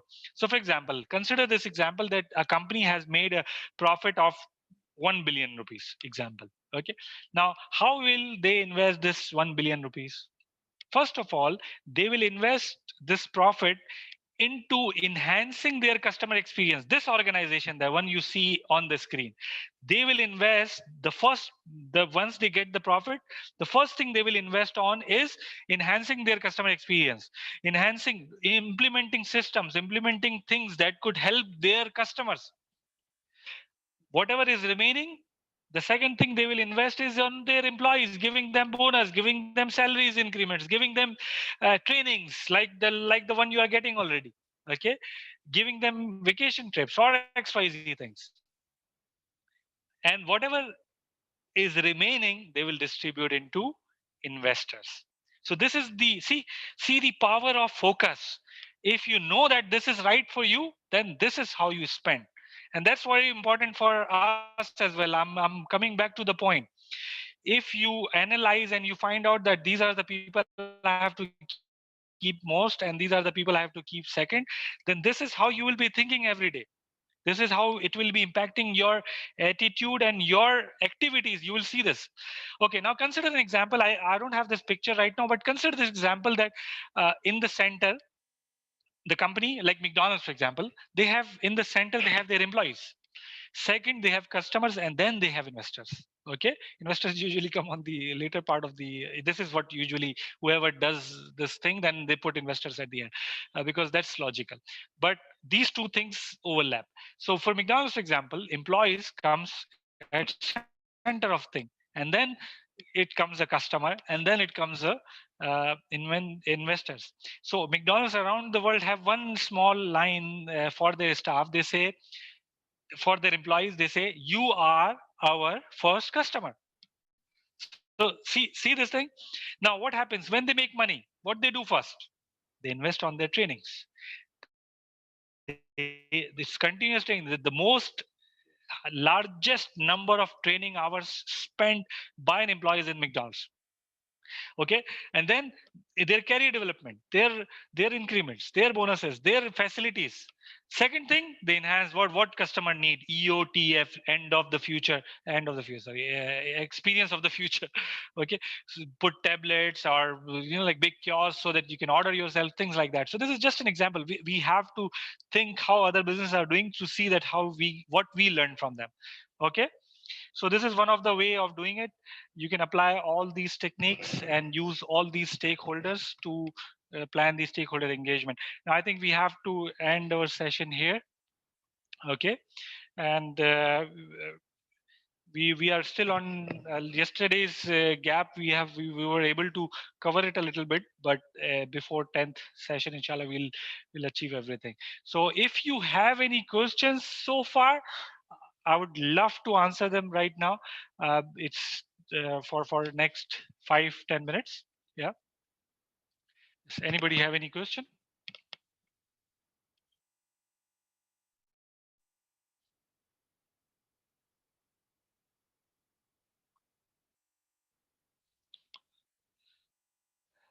So Kazi will share the slides with you today or tomorrow. Tomorrow. Okay. Okay. So we don't have any questions. Are we good to end this session then?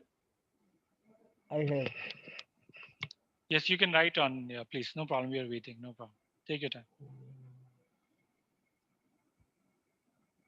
Yesterday we were in, Omni Academy have two campuses, one in DHA, one in Gulshan. So we had some connection problem, although it's solved. But we utilize the, you know, like they're having multiple presence, mashallah. So we are now, today we are in Gulshan campus. It doesn't work for you, but, you know, like just to explain why the background is changed. Okay. And why the connection is so good. Okay. So I have a question from Arif Raza. Negativeness, black areas, how to overcome? Asra is asking question, should we focus on those stakeholders that are directly creating a business value for us? See, business value, Asra, is create business value is for the specific solution. Yes, the people who are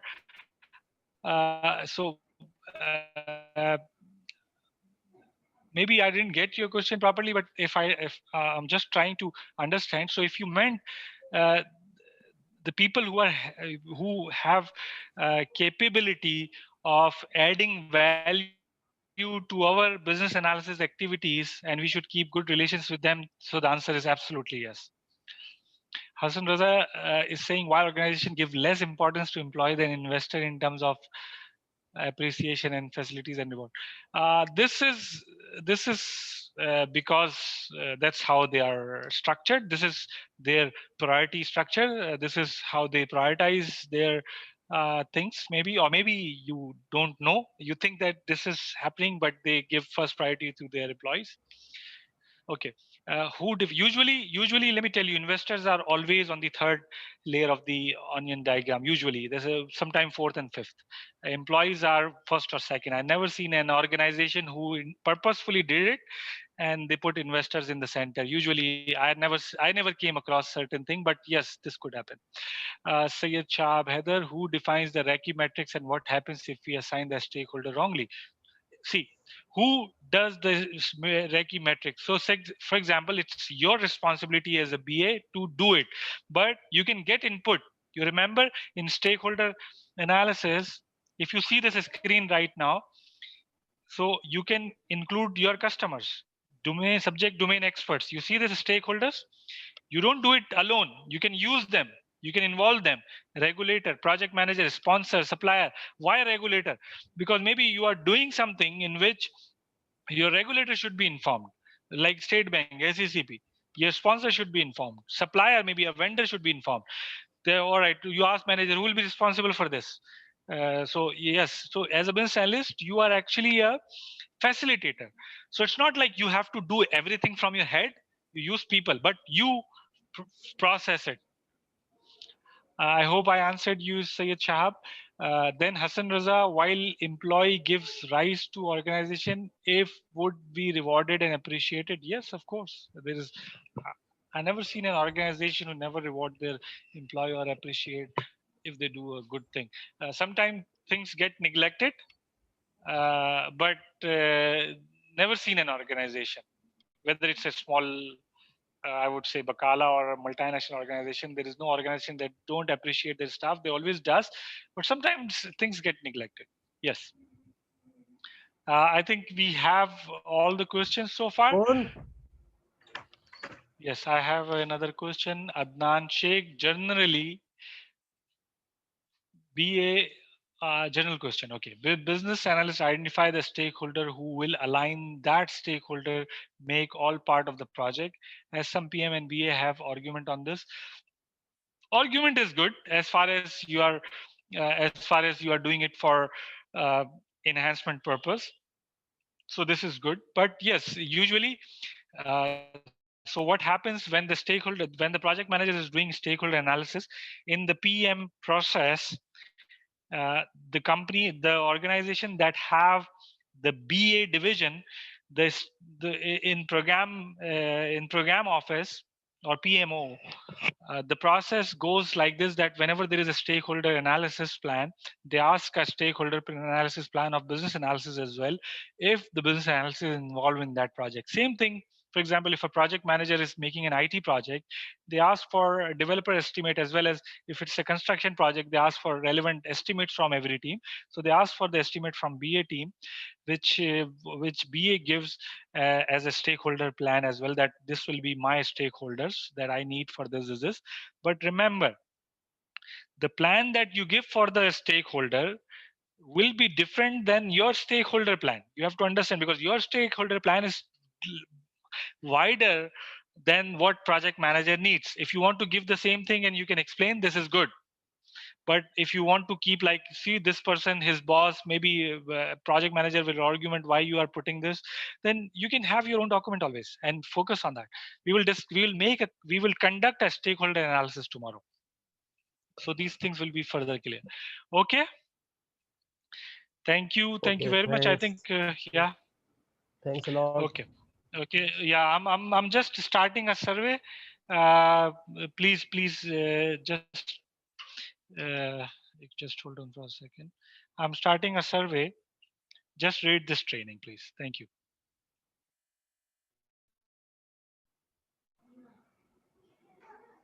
The poll is started. Before leaving, please read the training. Thank you so much. Thank you very much. It's simplest.